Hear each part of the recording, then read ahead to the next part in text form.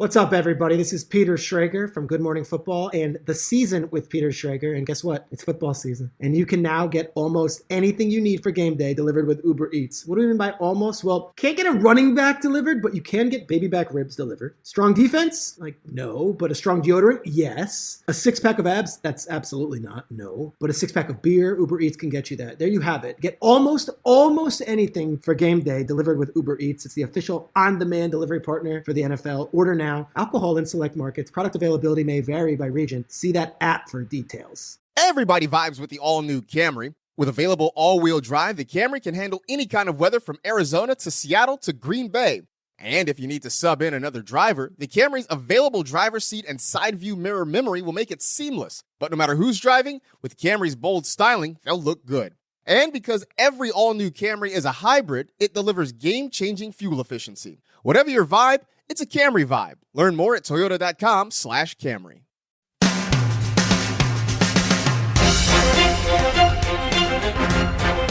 Giants Extra Point is brought to you by Citizens, the official bank of the New York Giants. Citizens is made ready for Giants fans. Hackensack, Meridian Health keep getting better.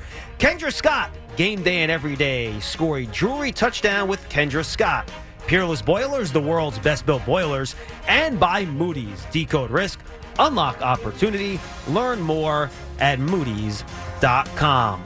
A big win for the New York Football Giants. They improved their record to 2-3, a 29-20 victory against the Seattle Seahawks. John Schmeelk, Jonathan Casillas with you here on Giants Extra Point. We'll have Brian Dable from the podium. All the reaction from, I'm sure, is a very happy locker room. We'll hear from Paul Dottino out there in Seattle and a whole lot more. JC, a lot to break down here, but we'll start here. On a macro level, hugely important win for this team, trying to avoid starting this year at 1-4. And this was a team victory. You had plays made by guys in all three phases, offense, defense, and special teams, to walk away with the victory. Absolutely. And we talk about your primetime players, your great players playing good, playing great. Dexter Lawrence was a monster all game long. Tyrone Tracy, young running back, getting his opportunity, 18 carries, 129 yards. Daniel Jones, probably his best game he's played in a while, throwing the ball efficiently the entire game. And then at the end, a great play design by the special teams block unit, and they successfully did it with the score at the end. I mean, just a phenomenal game, phenomenal effort by the Giants. A lot of layers to that special teams play. That was the game-winning play here, JC, so let's break that down a little bit. First of all, you had the unbelievable athletic play by Isaiah Simmons to jump over the top. But he could not have done that without the play by Dexter Lawrence and Raheem Nunez-Roches Nacho of making sure the offensive linemen in front of them were low to the ground so Isaiah Simmons could leap over. Remember, if you leap over and you make contact, that can draw a penalty. So he has to be able to leap over clean, and he was able to do that because of the plays made by Nacho and Dex in front of him. I mean, and then look, Isaiah Simmons maybe hasn't been playing as much as he want to defensively, but look, he was granted the opportunity to make a play on special teams. And look, there was nobody else probably on the entire roster that could jump over the line that clean like Isaiah Simmons did. You mentioned Daniel Jones. We'll get to him in a second, but let's tip our cap to Tyrone Tracy Jr., the rookie stepping in for Devin Singletary, who has the groin issue. 18 carries, 129 yards, 7.2 yards per carry. He had a great pickup and pass pro over course of this game as well. Just an unbelievable game for him. Broke tackles, sharp cuts, made explosive plays in the run game as well. JC, an excellent ball game for the rookie and a big reason the Giants walked away with a victory. Absolutely. I thought the Giants needed to run the football against this team. I thought, going into it, Neighbors being out, who was going to step up? Slayton had a huge game, but it all starts with Tyrone Tracy and the things they could do giving him the football. He was able to extend drives. He was able to keep the clock going. This game kind of was fast because the Giants was able to extend drives and have long drives going down the field, even though they had field goals a lot of times, but they still scored enough points on offense, and then getting that special team touchdown at the end put them over the top. And we talked about what this team would do without Malik Neighbors during our pregame show. Well, Darius Slayton picked up the slack. 8 catches, 122 yards, and a touchdown. You had 3 catches for Eric Gray, 5 for Theo Johnson, 6 for Wan'Dale Robinson. The rest of the guys on this team stepped up. Daniel Jones, 23 of 34, 257, 2 touchdowns without his number one target. They did not miss. I can't believe I'm saying this, JC. It did not look like they missed Malik Neighbors in this game. This offense operated at an extremely high level, even though they were missing their top playmaker. Absolutely. I mean, and it was 10-10 at halftime. And we were talking about at halftime that the Giants didn't take advantage of the opportunities that was presented them from basically Seattle not playing well. I don't think Seattle played as well as they wanted to early in the game, and they started to catch on in the second half, but the defense stepped up. Dexter Lawrence was a menace the entire game. Schmeelk, why do people continue to try to block him one-on-one? I don't understand. Someone should have watched Dallas last week because they double-teamed him every time, and it worked. I have no idea why guys try to do that. Dexter Lawrence was dominant. He ended up finishing the game with the sack and the roll off the field. Just a tremendous, we talk about this word all the time, a complimentary football win for the New York Football Giants. 7 sacks for the defense, including 3 for Dexter Lawrence. The defense a little tired at the end on that last drive, gave up the touchdown, but then they got off the field on third down, forced that field goal attempt where they got the block. Yeah, they came through huge. Defensively, they were kind of wavering a little bit at the end. Geno Smith did a good job in getting that touchdown right before that last drive, and they had 14 plays in 3.5 minutes. That's a lot of plays in a little bit amount of time. The defense was tired, but they ended up stepping up on that last drive to end the game and force them to kick a field goal. Giants fortunate that Smith and Jigba dropped that ball on that little out route to the left on the third, and I believe it was 3rd and 4 on that Seahawks final drive. But overall, a very impressive win for the Giants, going to Seattle and winning in a very hostile environment. And by the way, no procedural penalties in that very loud building as well. Excellent job by the Giants, discipline-wise, in a very difficult place to play.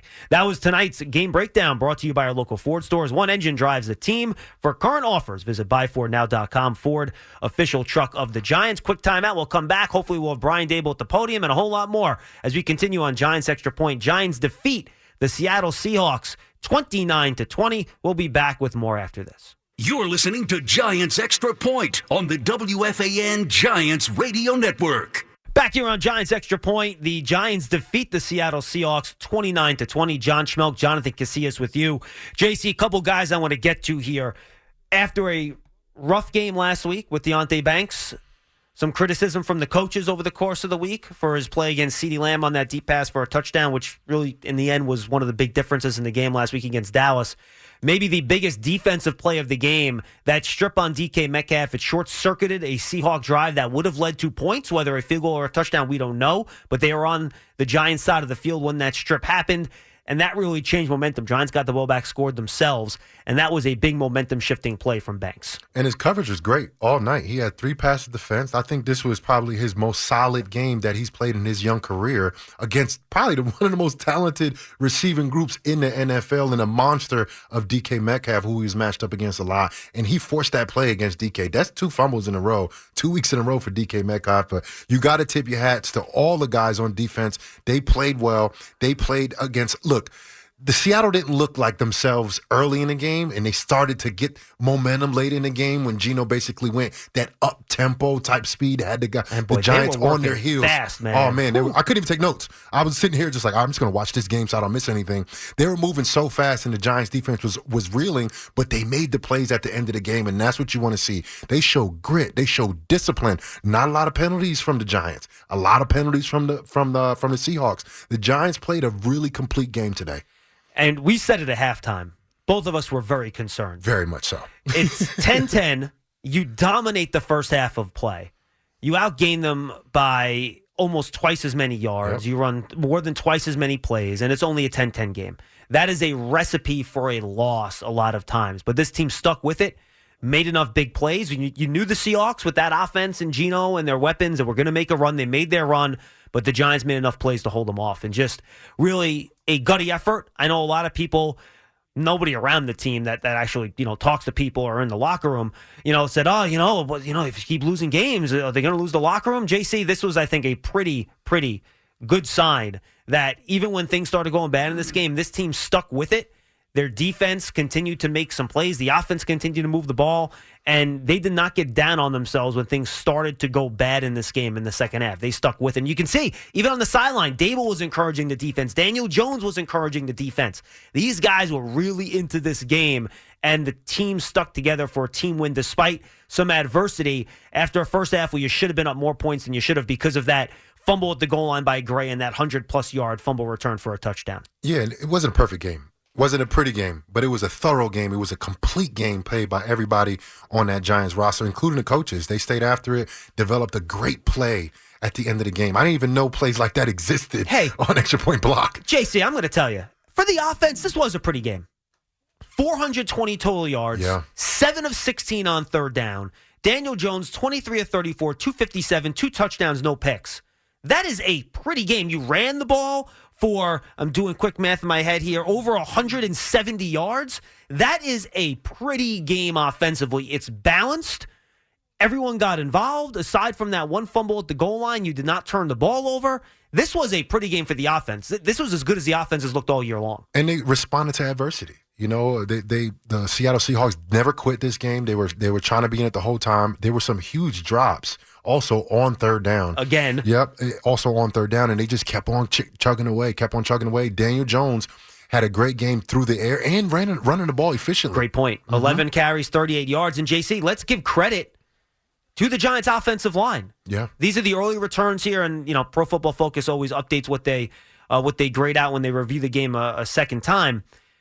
According to them, the Seahawks just had 12 pressures in this game, and Daniel Jones threw it over 30 times. That's only a 25% pressure rate. That's a very good number. Throw that in addition to the fact that the Giants ran the ball efficiently as they did in this game. That is a heck of a job by the Giants' offensive line. Yeah, and last week, you know, talk about the Dallas Cowboys and what they did leading up to that game and how they were giving up a lot of rushing yards. It was a very disappointing showing from the offensive line and the rushing stats, and then they just did it. They did it this week. All right, let's go down to the podium. Brian Dable is there. It's brought to you by Hackensack Meridian Health. Keep getting better. 100-yard return after we drove the ball down on him.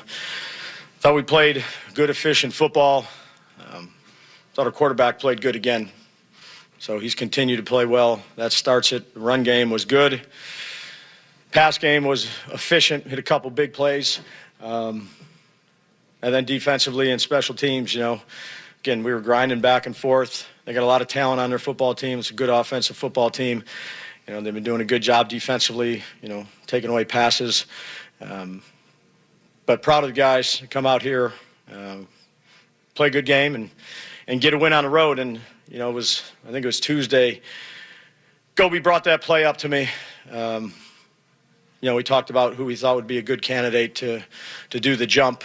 And Isaiah, you know, came to mind. And he executed perfectly. So proud of our team, our coaches. They put a lot of hard work in to come out here on the road. You know, started out similar, not the same, but similar to the Cleveland week when we bounced back. So proud of the guys, competed well, got the result we want, but really the process is what I'm proud of, how they stay true to it, how they practiced, how they prepared, meetings, all those type of things. So good win. What did you see that made you think that play would work here and, you know, against this team? Yeah, well, I mean, you put a lot of trust in your assistants. So Gobi thought it would be a good, you know, he showed me a few clips of, and we held it too. We were, you know, I kept asking for it during the game. I thought, you know, we probably had a chance at it. And Gobi's like, I just want to set it up one more. And look, there's risk reward to it because if you get a penalty, then it's a first down for the offense. But I thought Gobi did a great job of just setting up the rush, called it at the perfect time, and then, you know, Isaiah's over there before the play practicing get-offs and what he's doing. So he was prepared to go. You know, we had Dexter in there. You know, well-executed play at a critical situation. Brian, did you guys notice that Tomlinson would always typically go real low when you block like that? Yeah, I'm not going to get into the strategy. But, yeah, I mean, look, we put a lot of hard work into it every week as a coaching staff. That's our job, is to try to put the players in the best position we can. And then ultimately on Sundays, it's their job to go out there and perform and execute and, you know, work together with the coaches and give and take stuff. It was a good team win. What do you think on Isaiah on the field goal block? He usually is on that. Yeah, but we moved him around. I mean, look, it was just a good game plan played by Gobi and the special teams guys. And then, you know, I was asking for it a little bit earlier. And, you know, he just got a lot of trust in our coaching staff. It's a very cohesive unit all the way through. Special teams, defense, offense, a bunch of good people to work with. As a play caller, how challenging was it? You know, your starting running back's not there, so you have a rookie. And obviously Malik's not there, who gets so many targets. For you to change things up and, you know, maybe use some guys in different situations, or, you know, you had to trust rookies. I mean, that's the job of a coach. So, you know, that's what you work during the week for. You know, we moved Slayton over to where Neighbors was a bunch, and he was on the other side usually. So now he has to learn not learn, because he's been with us for however many years, you know, since we've been here. And one of the reasons is because he's very dependable and he's smart. So to hear a personnel group and for the, you know, training camp and all this, you're going to this position, and then all of a sudden have to flip it and go to that position. You know, that's Slay though. He's a great teammate. He's always done whatever we've asked of him. And I've said that numerous times. So I'm happy for him. I don't know what was his production. I know it was probably quite a bit. You know, it was good to see the rookies. They're developing still. It's early. This is October now, so you kind of figure out September some of the things you need to work on. And one game really has nothing to do with the next, so we'll do it all over again against a very challenging opponent, high-powered team coming up here in a week. Dave, how about the moment for Simmons in particular, a guy who some weeks hasn't dressed? Yeah. And then today he does what he does. Yeah, I think he's dressed every week, if I'm not mistaken, but that's okay. Yeah, I said that. You know, I gave him a game ball. It's, you know, look, he's a high first-round pick. He's been on a couple different teams. You know, there's certain roles that he plays, and not everybody is a starter for you. That means the people that play behind them, or the roles, specific roles we have, they have to execute their job at a high level. Whatever that role is, that's what good teammates do.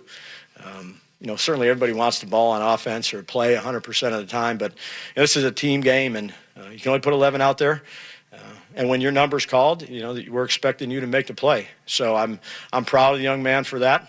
You know, he made one hell of a play at the end of the game to seal it. So, and I give Gobi a lot of credit. You know, first-year coordinator, you know, schemed it up, brought it up. You know, it was a good team win. What impressed you, Brian, about Tracy, his running? Got a lot of yards. Yeah.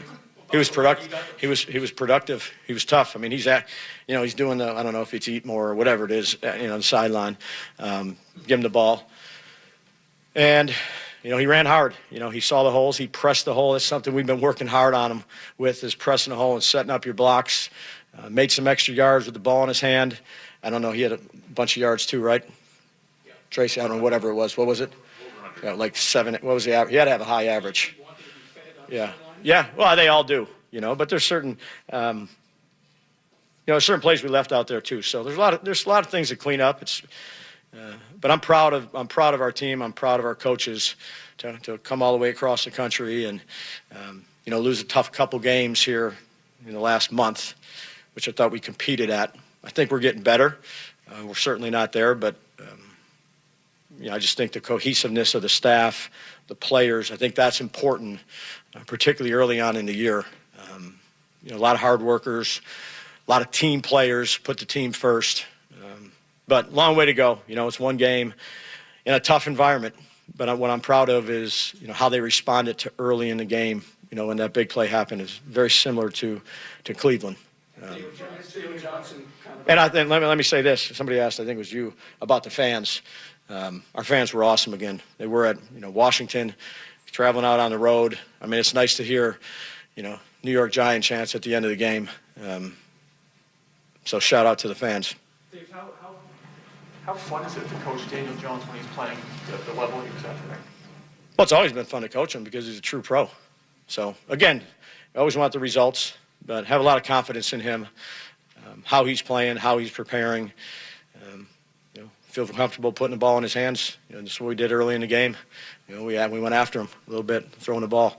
So, I got a lot of confidence in him. How much do you think it helps? When he's running, Kim, you want to go? Go ahead. When he's running and lowering his shoulder into defenders, does that type of thing bleed in a good way into your team? Yeah, anytime a quarterback does that. Again, you got to be smart about it, but he's a true competitor. I mean, a play a couple weeks back, him pushing on the goal line in Cleveland. He's a competitive young man who, again, Daniel Jones has done everything that I and we have asked him to do. He's here early. He stays late. He's got good leadership traits. It's never been easy for him, but everything we've asked him to do, he does it at the very best he can do it. And he's played some good football here. We're going to need him to continue to do that. What about Slayton? And I don't know what you make of that initial penalty, and then he comes right back though and gets a big touchdown catch. Yeah, I didn't see the play. It's certainly something that we showed abundance here the last couple weeks. I'm not sure he was really doing what I think he was doing, and he was very regretful and remorseful for doing it. So we've talked about it a bunch, but and then we go ahead and look, that play that he hit. He wasn't even a primary guy. So Wan'Dale was, and they kind of played a little bit of a double move, and that was a secondary read, an unbelievable play by DJ to see it, and a great route by 86 on that big. I don't know how many yards was it, Jordan? 41. Okay. Dave, you mentioned a couple more. You mentioned the environment here. Yeah. Your offensive line, I don't believe you had one pre-snap penalty. Yeah. How that group has come together. I don't know if you're able to do the things Yeah. you did offensively without that group putting on that performance. Yeah, I said this. They're a veteran group, well coached by Carm and James. There's good chemistry in that room. There's a lot of extra meetings, Art, not just with the line, but they're staying late on Wednesdays and Thursdays, and getting all sorts of food. Running backs are staying in there. It's good food too. So it's just, they're a close-knit group, and that's what you need to be offensive line-wise. And they're veterans that have played a lot of football. Again, this is our second win. Certainly we'd like to have more, but we don't. So go back to work this week and do the very best we can. How much do you think it helped Tyrone Tracy that he got an opportunity to get in a rhythm, right? And do you think that matters more maybe for young running back when he's more involved rather than having to sit there and wait for his opportunities? Yeah, I'd probably say that there's truth to that. I mean, I think for any running back, the more carries you get, the more lathered you get, but those carries have to be productive carries. You go out and hand it off and you gain a yard and 0, and you're, one of the things, we were one of the more productive teams in the first 4 weeks of passing the football, South Scout-wise, on first down production, and less on run game. It's something that, and I don't know what the numbers are today, something back we'll continue to look at of, giving ourselves a good chance on second down, or even skipping some of those where we're not having, 18 third downs a game. I don't know how many we had today. But certainly, I think for any player, when you get into a rhythm, you want a ball. It's like a streaky basketball shooter. The more you make and shoot, or the more you shoot, the more you're going to make. Brian, Last one. did you think at all about quarterback sneaking it on the play that Eric Gray fumbled? I mean, it was such a short distance there. Yeah, there was. Well, I'm not going to get into strategy. There was a couple things there. Look, they made a good play on the edge. We didn't get it in, and again, the thing I'm most proud of is how we came back here. Did you have to say anything in the sideline? Or just you got to go quick. You can give them the ball on offense, but I mean that's incredible. That's like a say what? I don't know. Keep your heads up, or No, I said we should have profanity scored when we're down here. That's the expectation. No more of wishy, shoulda, coulda, woulda. Let's do it. Malik text you at all? I don't know. Well, I'll see right here. I got 141 texts right now since this thing started. So. All right, let's go read them. All good? Lock things open. That's head coach of the Giants, Brian Dable. His press conference brought to you by Hackensack Meridian Health. Keep getting better. A lot to talk about. We'll do that. We'll hear from everybody in the locker room after this joyous Giants 29-20 win over the Seattle Seahawks. A lot more coming your way on Giants Extra Point with John Schmeelk and Jonathan Casillas from Seattle and from in New York. You're listening to Giants Extra Point on the WFAN Giants Radio Network. Only the fourth forced turnover by the Giants this year. Hyatt split left, Robinson in the right slot, Slayton split right, Jones out of the gun, drops back to throw. Steps up, deep ball down the right side for Slayton, runs under it, makes the catch, and they say he's in at the 36-yard line.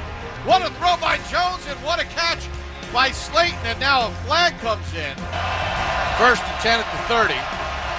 Jones, play fake, back to throw, has Slayton on the deep over, lobs it for him, caught, touchdown Giants! 30 yards, Jones to Slayton on the over route, and the Giants have the lead with 10:41 to go in the third. Those two plays accounted for 71 of the 77-yard, 4-play drive for a touchdown that gave the Giants a 17-10 lead at the start of the third quarter. It was tonight's scoring drive of the game, brought to you by Citizens. For every scoring drive this season, Citizens will donate $750 to the Giants Foundation to support their work tackling important community issues, improving overall health, and empowering our youth. John Schmeelk, Jonathan Casillas, back with you here on Giants Extra Point. Giants defeat the Seahawks 29-20. And JC, Daniel Jones has been sharp the last few weeks, but he has not been able to connect on those deep balls down the field. That changed tonight. 2 of 3 on those balls deep down the field. Like beautiful passes, like beautiful, like absolutely beautiful, right on point. I mean, he threw the ball efficiently all game. You know, it was a couple drops there where the ball was hitting the guys basically right on their numbers, whether it was behind them, whether it was in front of them. Daniel Jones, every single week he has got progressively better. And, you know, 2 weeks ago, he was a little long. Last week, he was a little short. Now he was right on the money. Let's see if Daniel Jones can continue to press forward. Next week, you got a guy in Joe Burrow that is a very, very good quarterback with some very talented receivers, and the Giants going to need every single person to play very well against that talented team that they got coming in next week. Let's pause 10 seconds for station identification on the WFAN Giants Radio Network. WFAN, WFAN FM, WFAN FM HD1 New York, and Odyssey Sports Station. Back here on Giants Extra Point, John Schmeelk, Jonathan Casillas. Giants defeat the Seahawks 29-20. We just heard from Brian Dable at the podium, Jonathan, and I'm not sure I've ever heard the coach, except for maybe those end of games after the playoff win and stuff like that. There was a sense of joy and I think relief that they finally, pulled out one of these close games, which they've come up short on in their last 2 losses against Washington and Dallas. Brian Dable was, you could tell, he was almost out of breath. I can only imagine what the celebration was in the locker room. I'm sure the Giants will put that up at some point on their social media platforms later in the week. My guess there could have been some Dable dancing involved just because seemed like he was out of breath when he went to the podium. But man, he was just elated. Night and day from wins and losses and how he communicates to everyone, and especially the media. But that's a long flight back from Seattle to New Jersey, man, and that's going to be a very enjoyable flight. The Giants been working hard. It hasn't been showing up, in the scoreboard the last few weeks, but they finally put it together. You got to be happy for him. You got to tip your hat to everybody, especially Daniel Jones, who's been taking a lot of heat. And I'm not saying unnecessarily because he is the quarterback, but he finally put it together today, made those passes down the field, and he had a complete game. It was good to see from him. All right, let's take a look at tonight's stats. They are brought to you by the Archdiocese of New York. Learn more at innercitynyc.org. For the Giants, they outgained the Seattle Seahawks 420-333 in this game. 24 first downs to Seattle's only 17. Giants went 7 of 16 on third down in this game. 175 rushing yards, 245 passing yards. Just a very balanced attack. Each team had 1 turnover in this game.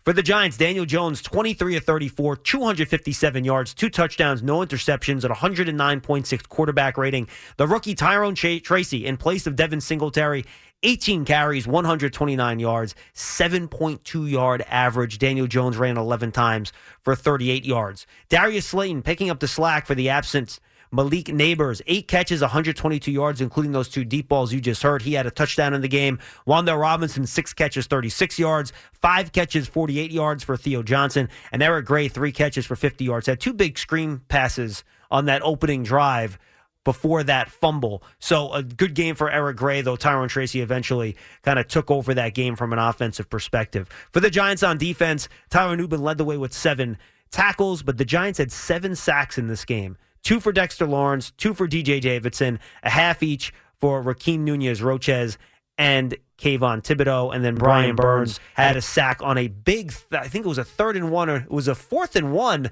where they play action passed on the run. Geno goes back to throw, and Burns came flying off at the edge there and got the sack that short-circuited a Seahawks drive. So a big game out of him. For the Seattle Seahawks, Geno Smith, he was 28 of 40, 284 and a touchdown. The final stat line looks good, but they did not find their rhythm until the fourth quarter. He also ran the ball 4 times for 72 yards, including a long of 32 that almost set up that potential game-tying field goal. Kenneth Walker, they handed him the ball just 5 times for 19 yards in this game. He did catch 7 passes for 57 yards. Also, Tyler Lockett, 4 catches, 75 yards. DK Metcalf, 4 for 55. He had the big fumble on the strip by Tay Banks in the first half. Jackson Smith and Jigba, 4 catches, 31 yards, and a touchdown. He had that drop on that crucial 3rd and medium on that final drive that forced the Seattle Seahawks to kick that field goal instead of trying to go in for that touchdown. 14 tackles for Jerome Baker in this game. He played really well. Julian Love had 10 tackles in the game. And, of course, they had the big fumble return for a touchdown from Rayshon Jenkins. And it was Tay Banks, by the way, with the strip on Metcalf for the Giants takeaway, and it was Tyler Nubin on the fumble recovery on that play. Let's take a quick timeout. We're still waiting Daniel Jones at the podium. When he gets there, we will have him for you here on Giants Extra Point. John Schmeelk, Jonathan Casillas. Giants defeat the Seahawks 29-20.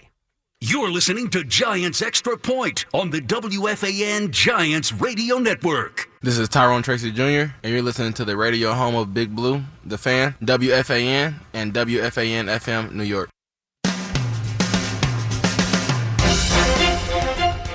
Smith throws it up the right slot, completes it. The ball's out, fumbled, and recovered by the Giants. Picked up by the Giants on the pass play to Metcalf, and he coughed it up. On the field is a fumble recovered by New York for a first down. DK Metcalf knows that he committed the fumble, and the Giants dodge a bullet with 12:08 to go here in the third in a 10-10 ball game. That was our play of the game, brought to you by our local Ford stores. One engine drives this team. For current offers, visit buyfordnow.com. Ford, official truck of the Giants. That strip and fumble recovery came on the Seattle Seahawks' first drive of the third quarter. The Giants went 3 and out to start the second half. Seahawks came back. They had a 33-yard completion to Tyler Lockett. JC and I look at each other. We go, uh-oh. Next play, 7-yard gain for Kenneth Walker. They're rolling 2nd and 3 at the Giants' 31-yard line. That he put on Nubin. Oh, my the gosh. Kenneth Walker cut? Oh, my goodness. Gosh. I still can't believe they only handed him the ball 5 times. Doesn't make any sense. But on 2nd and 3 at the Giants' 31, with them having all the momentum and driving, they complete it to Metcalf all the way down to the 21-yard line for a first down. They're going to have it in the red zone. Bobby Okereke with the tackle. Great job out of him. Deonte Banks come in, knocks the ball out, gets the strip. Tyler Nubin with the recovery. Giants football. And then that ended up leading to the drive of the game, which we featured in our previous segment with those 2 deep passes to Slayton to give the Giants the 17-10 lead. So we decided not to make that the turning point of the game. We probably could have, but I thought there was a bigger turning point late when the game had a chance to be tied. But just a very big play by Deonte Banks there to curb some of that momentum Seattle had. Remember, they had the field goal going into the half to tie it at 10. They were probably feeling decent about themselves, despite the fact they were outgained by what seemed like 200 yards in the first half. So a very big momentum-changing play right there. Absolutely. And you're talking about momentum. The first play that the Giants got the ball was that deep 41-yard pass to Slayton, and just an absolute dime.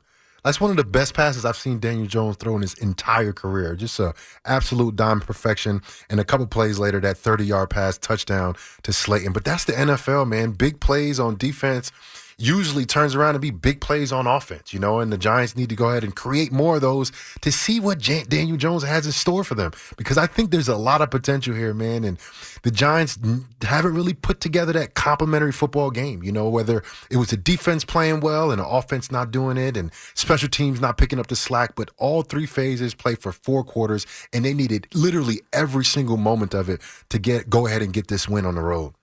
All right, let's hear from Isaiah Simmons. He had the big blocked punt that was recovered by Bryce Ford Wheaton in return for a touchdown to clinch this 29-20 victory. Here's Isaiah Simmons in the locker room after the game. and go right back up. There's no time for anything else. Like, so once I like felt myself clear, only thing in my mind, I'm like touch and go. So I mean, I guess some of my old long jump skills came into play there. Love it. Well, I mean, it's not just, this is not, something that's a first quarter field goal or anything like that. Like, this is, game changing. Maybe, even right now, kind of saving a little bit. Like, does that go through your mind at all? And or once you kind of think about it, does that kind of set in for you? I ain't really too much thought of it like that. Obviously, it was a very big play in the game, caused us to win the game. Just keep it real. Just how my season's gone so far hasn't been at all what I wanted. And, just being able to come in there and make that play for the guys, let them know they can believe in me, all that. That was really more so what I wanted to do.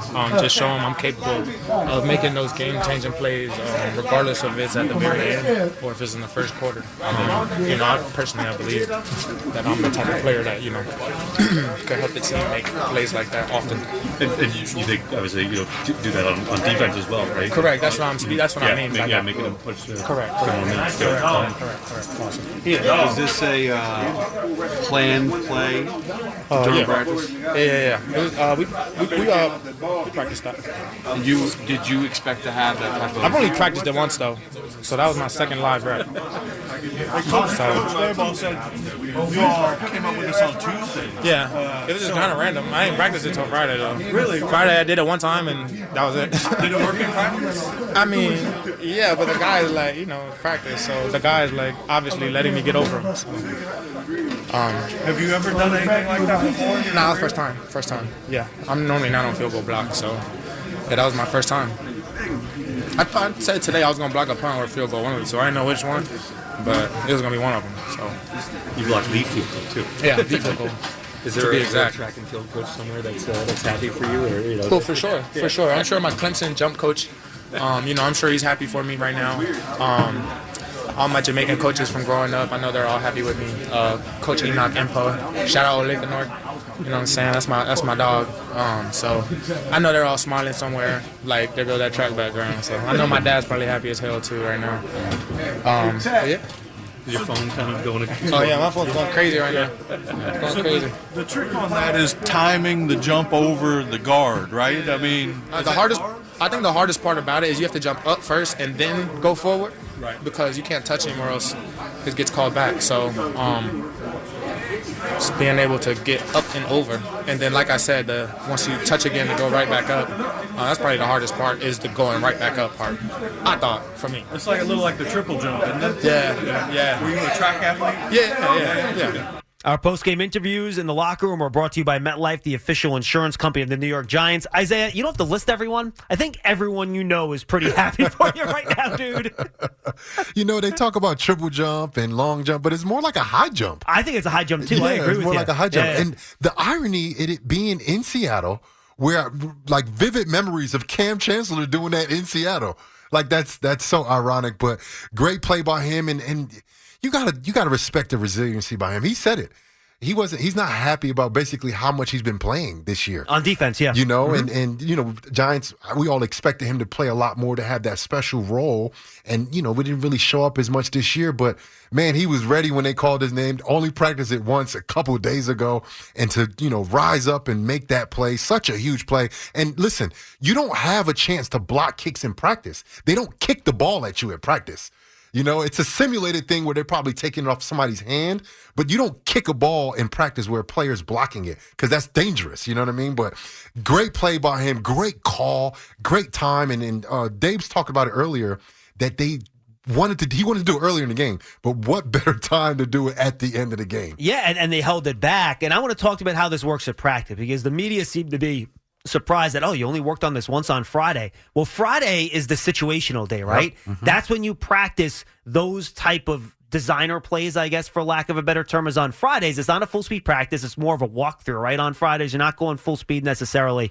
So that's when you're going to work on that sort of stuff. And usually as a special teamer, you're not going to have more than 1 or 2 reps working those individual plays, right? 100%. And it just got put in not too long ago. They've probably been practicing with other guys. That was the first time they ran it. But if I could first time he's ever been on field goal block. Right. How about that? And look, years ago when I played, right, we had this play for New Orleans Saints called Ambush, right? We practiced it every single Friday, never ran it all year until the Super Bowl. And then we did it in the Super Bowl. And did it work? And it worked. It was the recovery that I recovered on an onside kick in the Super Bowl. Like, you just never know when they're going to call it. That's awesome. But they practice it over and over and over again, and then finally they do it. And you just hope that it works out the way you've been practicing it, and it did for the Giants. That's fantastic. Daniel Jones was at the podium after this game. Let's listen in to DJ at the podium. Thought special teams played great today, and I think at that point, you're having conversations about what we're going to do in 2 minutes and what that's going to look like. So just trying to be prepared, but huge play. How comfortable was your mindset coming into this game with no Malik, no Singletary? Confident. We say, we've said since training camp how much we like our skill guys and how deep we think those positions are. And you saw a lot of guys step up today and make a lot of plays. So, when we say that, we mean it. We have a lot of confidence in those guys. And, they stepped up and played really well. You had drives of 16, 12, and 11 plays, and your time of possession was just crazy at one point. Is that your typical offense? Was that something you saw with them? Was it just the way the game played out? I think we've done that, at points this season, and when we're executing well, I think, just being consistent, moving the ball, throwing it, running it, a couple chunks here and there. I think, we've been able to do that, and I think that's just about consistent execution, and I think it's a good defense we played today, and they got a lot of good players, but we always try to focus on what we need to do to execute. How comfortable did you feel today? It seemed like you were sort of in control the whole Yeah, time. felt really comfortable. I thought the guys up front played really well all day, and in the pass game and in the run game, I thought they played a really good game. What did you need to get the run game going after kind of struggling with that? Yeah, I think it's huge. I think a lot was made of not being able to run the ball as well last week, and I think when you look at our start of the season, we've run the ball well for most of the time, and we're confident in our run game, and you saw that today and how they played. So I think we understand who we are and what we can be, and I think you try not to get too distracted by some of the stuff that comes up after one game, and we have a lot of confidence in our run game. Is that, that's a constant thing in New York for you, like the media attention and things like that, and it's constant storylines. How do you handle that and not getting distracted? I think just knowing what's real, knowing what, what's actually going on and what happened, and, you can't follow the storyline of the week, and I think that's just about focusing on what we do, listening to the opinions that matter. That's the people in the building, coaches, teammates, and focusing on that, and not distracting yourself or not allowing yourself to look outside of it. So I thought we did a good job of that this week, and that's important for us as a team. But there'll always be a story of the week, or a kind of idea that's out there, and it's our job to know what's real and know what's going on, and to fix the problems that are real, but also to ignore the things that aren't. Is the process or kind of mindset, has that evolved over the years, or have you been able to kind of? I think you get better at it the more time you do it, and just practicing staying focused on what's important. The 41-yarder to Slayton on the sideline, how good did that feel for you? Good, yeah. I think, that's another storyline, I guess, there, but I'm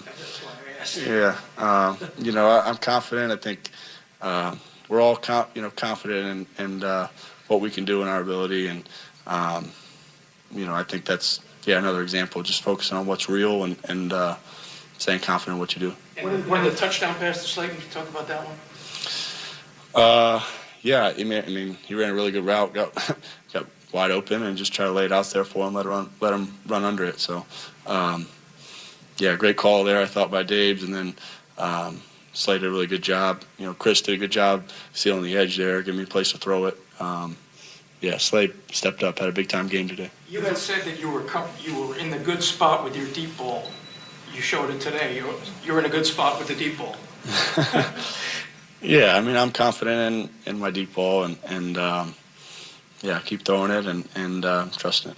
One of the things that the people in the building have said since the offseason is that we need to get the 22 Daniel back, right? The playoff Daniel back. Do you feel like you're back at that level where you were at the end of that season? Yeah, I don't know. I don't know if I'm comparing my performance to anything in the past. I think just kind of focusing on what I'm doing right now. I feel like I'm a better player than I was then. I'm a better player every week, and that's what you're always striving for. So, I get comparing to 22 or years past or whatever that. I don't know what that, how productive that really is. Just focus on getting better right now and being the best I can be week to week. What did you see from your O-line today to open up those kind of running lanes a little bit different? Yeah, I mean, I thought they did a really good job executing and giving our backs places to run, and backs did a good job hitting it. I think, we mixed up, different schemes and stuff that was all good and productive for us. So coaches did a really good job with that, and guys up front executed. So, yeah, good to see. Did you say anything to the team after the fumble at the goal line there? I think just communicating that, we had a good drive, productive drive, drove all the way down the field, got to finish and finish in the end zone, but, get some confidence from the fact that we executed all the way down the field, did what we wanted to do, just got to finish. But I think guys did a good job, kind of staying resilient and understanding a lot of football left to play, and that's what we did. What impressed you with Tracy's running? Yeah, just running really hard. He's a hard guy to tackle. Hit the hole hard, and then, making guys miss at the second level on a couple of those runs. I thought he had a really good game. What does a win like this do for New York? Long plane ride, people hurt, another player stepping up, and really at the end of the game, if Myers would have hit that, would have probably went to overtime. But you guys, got that block. What does a win like this do going forward? I think obviously you feel good about it and did a lot of things well. I think you still want to look back at the things you can improve on and take a step there. But it's a source of confidence for us and something we can build on going forward.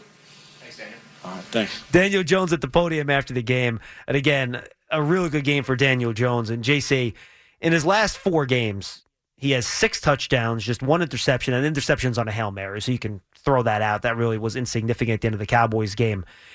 Just playing very efficient football. And again, we talked about it the last few games. The deep balls weren't there, but that's something that can click and come pretty quickly. You had a few of those in a row. Your percentage on them all of a sudden looks a lot better. That came tonight, so you combine the efficiency in the short and medium game. Then you hit some of the big plays today. He hasn't turned the ball over since week 1. He's playing right now, including the playoff run 2 years ago.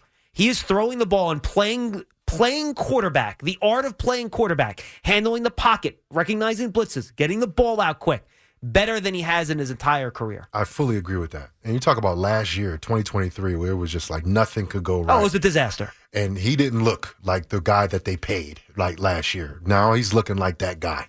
He's looking like that guy without the main weapon that, listen, Neighbors is a tremendous wide receiver. Absolutely tremendous wide receiver. Something's in the water at the LSU. I don't know what's going on over there with those guys at LSU, but they're tremendous guys. He didn't have him today. And by the way, Brian Thomas had a pretty good game today, too. He had like an 80-yard touchdown catch. I don't know what's going on with these guys, but Daniel Jones, the Duke from Duke, the guy is playing better and better every single week.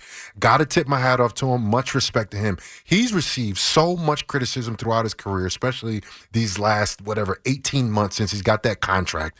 And he's only responded to the adversity, playing the way he played week 1, week 2, now week 5, putting this game together, basically putting a team on his back. He didn't just throw the ball well. He ran the ball very efficiently today. Well, I will say on his back, Tyrone Tracy had a really nice game, too. No, 100%. He had some help from his buddies. But if it wasn't for Daniel Jones, look, it was a couple times on third downs where the receivers failed to catch pretty catchable passes, and they had to get off the field. Coming back in, just that short-term memory. Forget what happened to play before. Forget trusting your guys. He Still had, get it to him. 2 or 3 off-target throws in this game? At most. Everything else was pretty much a drop. Yeah, absolutely. All right, we'll take a quick timeout. When we come back, we're going to have Paul Dottino from Seattle. The Giants beat the Seahawks 29-20. We'll be right back with Paul. You're listening to Giants Extra Point on the WFAN Giants Radio Network. This is Tyrone Tracy Jr., and you're listening to the radio home of Big Blue, The Fan, WFAN, and WFAN FM New York. Handoff Tracy, makes man miss. Tracy to the 40, breaks to his left. Tracy to the sideline, across midfield. Tracy still going, and finally pushed out of bounds at the Seattle 43-yard line. 27-yard run for the rookie, the longest of his career, and that is only the Giants' second run of 20 or more yards this season. And the longest run of the game for the Giants, Tyrone Tracy, 18 carries, 129 yards, 7.2 yards per carry, a coming-out performance for the Giants rookie. Giants defeat the Seattle Seahawks 29-20. Welcome back to Giants Extra Point. John Schmeelk, Jonathan Casillas with you. We're joined by Paul Dottino, who I wonder if he's sweating a little bit. I'm sure that was a raucous locker room, Paul, that you had to try to navigate down there, and one much different than the last couple of games. How was it out there, my friend? Yeah, different is not even begin to describe it, John. That locker room, this time as opposed to even relief, forget about relief. This locker room was really, really happy, satisfied, thrilled, proud. I think particularly because it was a three-way victory. Complimentary football at its finest. The offense did so many good things. The defense did so many good things. And then obviously special teams as well. And when you can win in all three phases, well, you've got a really good chance of coming out on top. And I think that's what makes this team really proud about this victory today. Paul, what do you think about the discipline that they showed? Because I was thinking going into the 12th man over there in Seattle, I've been there before. It's extremely loud there. I was thinking a couple of false starts, maybe delay a game. But if you look at the other side of the ball, that's what Seattle was doing. They had some false starts. They had some delayed games. What do you think about the discipline that the Giants showed, only having 2 penalties today? Jonathan, according to my unofficial count, the Seahawks had 3 false starts and the Giants had none. To your point, I talked to Jermaine Illuminor after the game. He was the one offensive lineman I got an opportunity to spend some time with.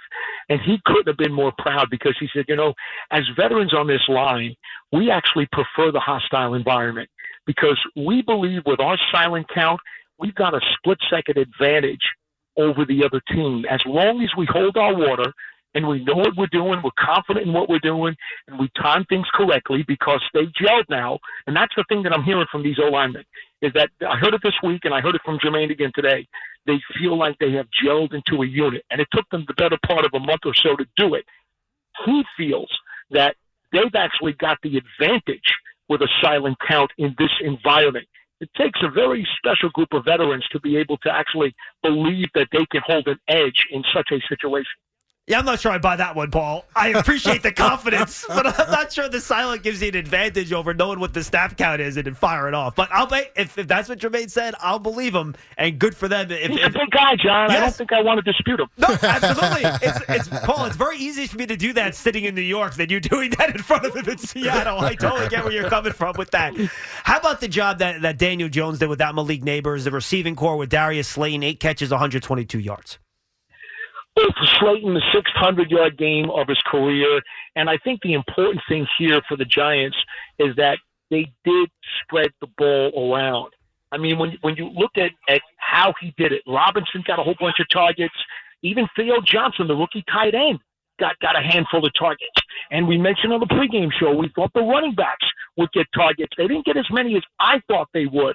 But I think one of the big keys for the Giants, and I talked to Darius Slayton afterwards on the field, he said to me flat out, they knew they had the matchup.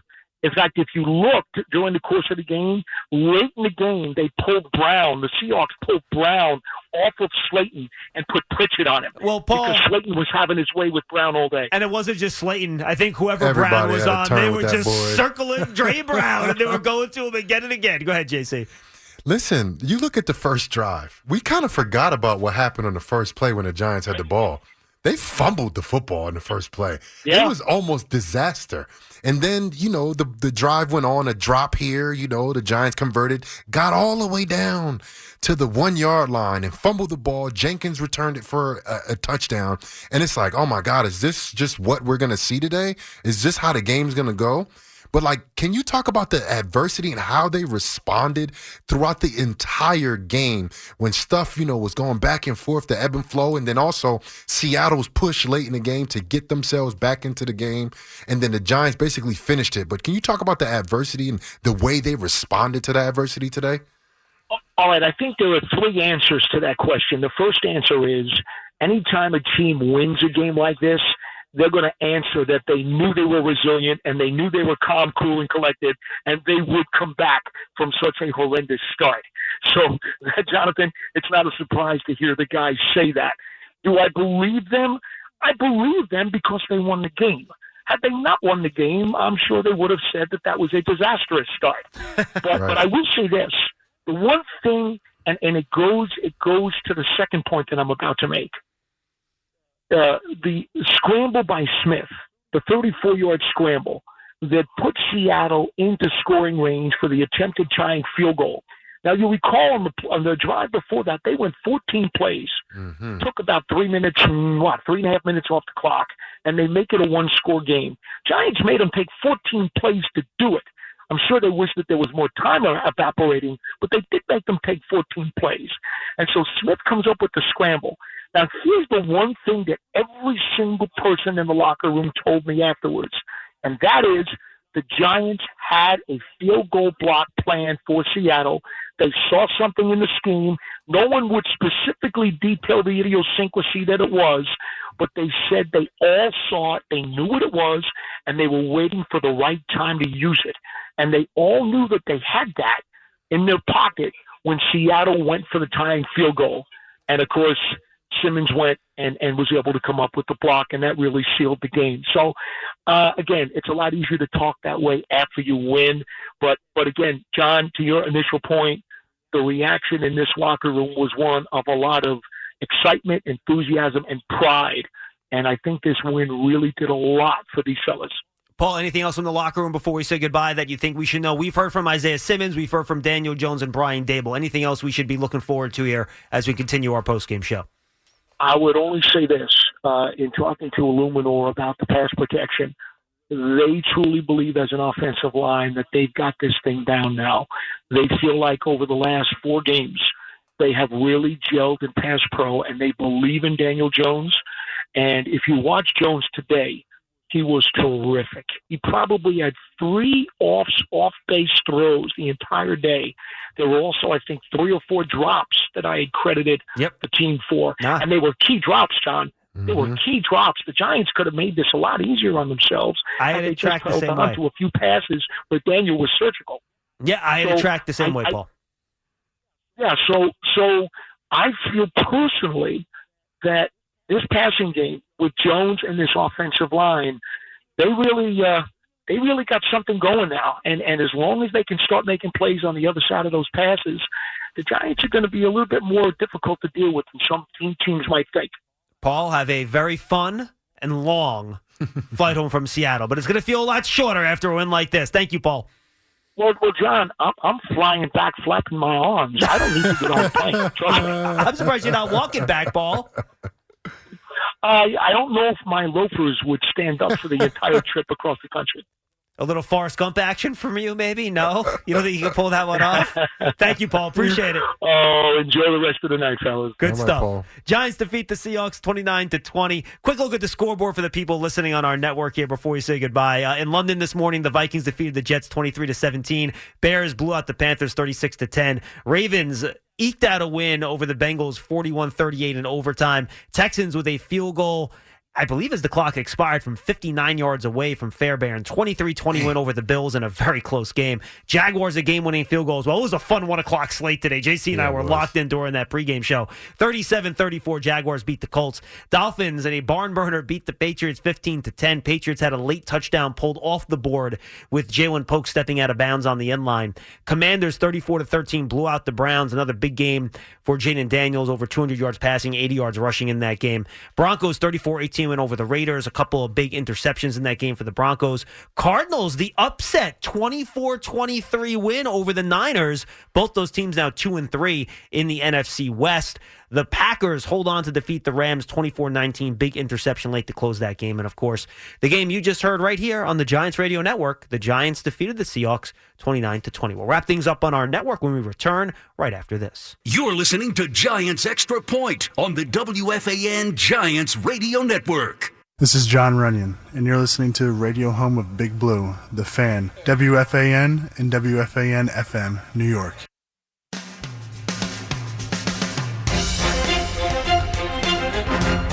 We're back here on Giants Extra Point. Giants defeat the Seahawks 29-20. Please stick with us if you are listening on our local flagship station, WFAN. But right now it is time to say goodbye to the affiliates across the country on the Giants Radio Network. Our next broadcast will be next Sunday when the Giants host the Cincinnati Bengals on Sunday Night Football with our pregame show across our network beginning at 7:20 p.m. Thank you to Jonathan Casillas. Thank you to Paul Dottino, Bob Poppenhauer, Cross, Carl Banks, our entire crew, including Connor on the other side of the glass. Thanks for listening to us today, and we'll see you next Sunday night on the WFAN Giants Radio Network.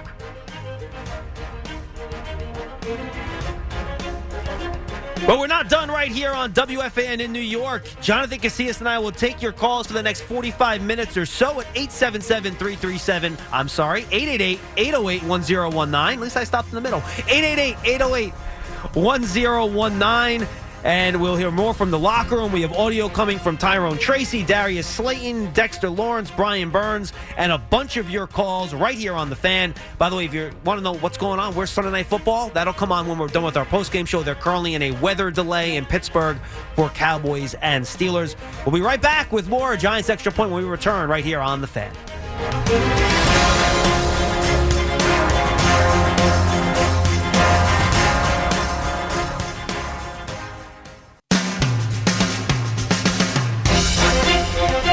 Myers, in his 10th year out of Marist, is set.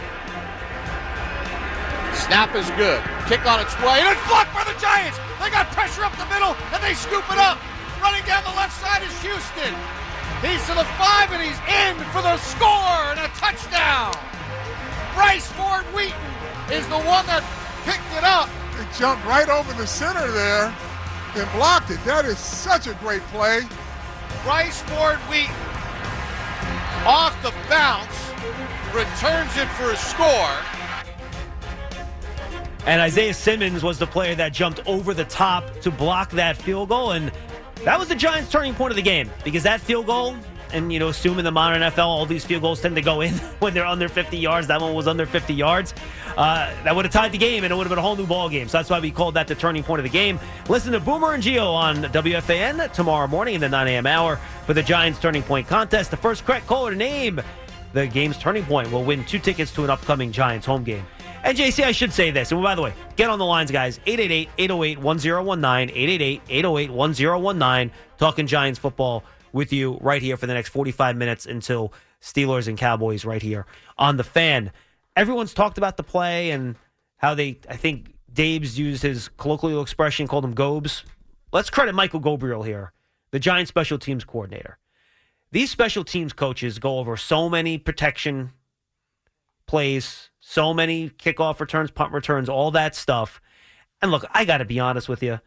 It's got to be awfully grinding to just look at all these, field goal and extra point protections. And, maybe once every 5 or 6 games, you see one minor weakness that maybe in the right situation you might be able to exploit, but you do it because of things like this. So credit to Michael Gabriel, the Giants' new special teams coach this year. Heck of a job spotting that weakness in the Seahawks protection scheme and figuring out a way to make a play that really, again, changed the flow of this game. Absolutely. And you look at the special teams woes that they had this year, from the kicker situation to mishandled punts, mishandled kicks. It was about time the Giants had some positivity coming out that special teams room. Look, I've been in special teams basically my whole entire career, to the point where I was a full-time starter, and they still had me going to punt meetings because I was just that valuable and I cared so much about special teams. It's an integral part of the game, and finally the Giants was able to have some success on special teams, and it came at such a critical point in the game. Earlier in the game, the Giants with that first drive, basically fumbling on the 1 yard line is a 14-point swing when the other team scores a touchdown off of that play. It really went from being 7 points up to being down 7 points. And then at the end of the game, blocking that field goal, which, like you said, Schmeelk, could be possibly a 3 points to scoring 6 points. That's a 9-point swing. So the Giants was able to get that back.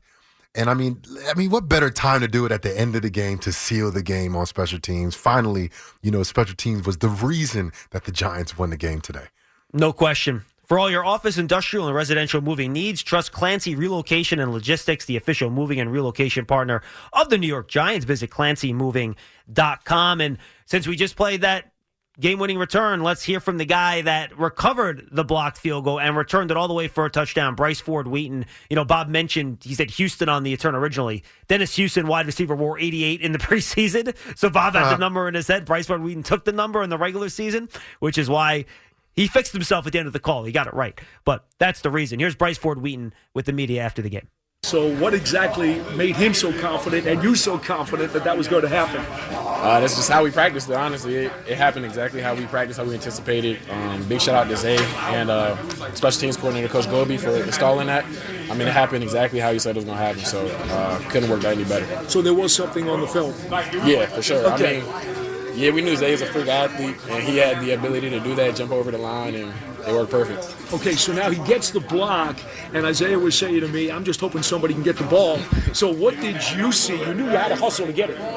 Yeah, I mean, like I said, it happened exactly how we installed it. I was supposed to go to that depth just because when he blocked it, it happened exactly how we said. So the ball just landed right in my hands, and after that, you kind of knew. Okay, so how many teammates were screaming, give me the ball, because I knew you were not going to give it up. Nah, and I had to get that touchdown. You never know when you're going to get the next one, so I had to get in that box. Well, this team's been talking about how when you came back from your ACL, your special team stuff was definitely valuable. How gratifying is it for you personally to be able to make such a big special teams play? It feels good, but it's never really about me. Everybody on the field does their job, and they put me in a position to succeed too. So, like I said before, shout out to Coach Goby, Zay, and all my other teammates out there on special teams, because we're all playing a role to the best of our ability to get the win ultimately. How much different does a special teams touchdown feel than a receiving touchdown? That's my first special teams touchdown, so I don't really know how the receiving feels, but in the league at least. But it felt good. It was kind of just a blur. Did you play specials at all in college? Yeah, I did. I played specials all of my 4 years, yeah. Right, so this was nothing new to you, and you take a lot of pride in doing it. Yeah, I take a lot of pride in doing it. Just because, they trust me to be out there. I'm supposed to make game-changing plays, so like I said before, I'm just grateful for the opportunity. This is the kind of win that can really turn around a season, isn't it? For sure. We just got to keep building on it, get back to work, just keep getting better. Bryce, thanks for your time. For sure. Remember, Bryce Ford Wheaton beat out Miles Boykin for that special teams wide receiver role in the preseason. There you go. Heck of a play, and that's a touchdown he's not going to forget for a very long time. Absolutely. Being at the right place at the right time, being where you're supposed to be, too. True. I remember, he was a 4.3 guy at the combine, so once he got it, ain't was nobody catching him. Yeah, he was rolling. Yeah, he was rolling, but doing what you're supposed to do and being where you're supposed to be at. Because if he was a yard to the left or a yard, behind, he would have never been able to get there. And then luckily the ball didn't go past the line of scrimmage, because that's a whole different ball game if it goes past the line of scrimmage. So luckily it went backwards and he was able to pick it up and score. I mean, just such a beautiful play, man. Beautiful design, beautiful execution. Now, JC, I'm kind of ashamed that I didn't remember this myself, but our guy Fooch, Anthony Facilio over at MSG, who's one of their producers over there, works on the Giant TV shows with us, just texted me and he said, well, John, you remember what Michael Gabriel did as the Jets special teams coordinator against the Giants in the regular season last year, right? game-winning field goal, Graham Gano. The Jet player leaps over the Giants guard on field goal and tips the kick. Mm-hmm. It's the same. It was a little bit different in terms of where it happened. Yeah. I literally, as I was playing that, Fuchs texted me and I watched it on my computer. It's a little bit different, but they kind of put their hands down on top of the guard and the player comes jumping in, jumps over and tips the kick. So this is something that he has seen before. Hey, listen, it's a long time coming for the special teams for the New York Giants. It's been a lot of blunders with the special teams. And, I'm just happy that they put it all together. Finally how many times we've talked about playing complementary football and we haven't really seen it happen. We've seen it for a half last year, that second half of the Arizona game. We've seen it at spurts, but never for a whole game. And that's what you saw. Listen, there's only been one blowout today. I think there was one blowout, the Chicago game. But everything else was a one-score game. That is the NFL, ladies and gentlemen. The NFL, everybody gets paid. There's a profession. These are professional athletes out there. The game is always going to go back and forth. So I expected, to be a game that's going to go down to the last the fourth quarter, to the last couple drives where you have to have resiliency. You have to have grit. You have to show that you have the composure to play 4 quarters worth of focus, complementary football. And this is the first time that I can remember seeing that play out from all 3 phases of the game for the Giants. All right, 888-808-1019. Let's go to the phones and lead off with Robbie and Lennox. Robbie, what's going on? You're on Giants Extra Point. First, thanks, guys. Thanks, Schmeelk, and thanks to Jonathan. Listen, I'm happy they won and everything. They made plays. Look, good game plan offensively. Here's my problem, though, with Coach Dable. Are you really calling in to complain, Robbie? Is that what's going on here? Come on, bro. 37 years of because I'm happy that they won. Well, you want me to complain? No, I don't want you to complain. But complain, Robbie. We want to hear your complaint. I'm just messing with you, bro. What do you think I have, Paul Bettino? No, I'm just messing with you, dude. What do you got? All right. Okay. Clock management. Let's talk about when they got the turnover, okay? All right. You're in the red zone. This guy's running the ball 7 yards to carry. Why in the world are you throwing on second down there when you have a chance to get into the red zone? And the other thing, too, the fumble at the beginning. Wait, you mean, are you talking first half or second half, Robbie? Be specific here. Well, what series are you talking about? I'm talking about first half and second half. I'm talking about the second half specifically when they get the turnover. They have a chance to go up by 14, but they have to kick the field goal. Keep the ball on the ground. At that point, you're talking about running clock. That's my problem with Brian Dable, simply clock management. I don't understand why, with a short time left in the game, why is Daniel Jones throwing the ball on second down when kids running the ball for 7 yards a pop? It made no sense. Robbie, which series are you talking? No, I don't know what series you're talking about here. I really don't. The Giants got the ball back. They ran it on the first 2 plays, and then they threw it on 3rd and 4. No, not the last play, not the last set of downs when they kicked the field goal to go up by 10. So in other words, they could have gotten up by instead of being up by 10, they could have been up by 14. Oh, okay.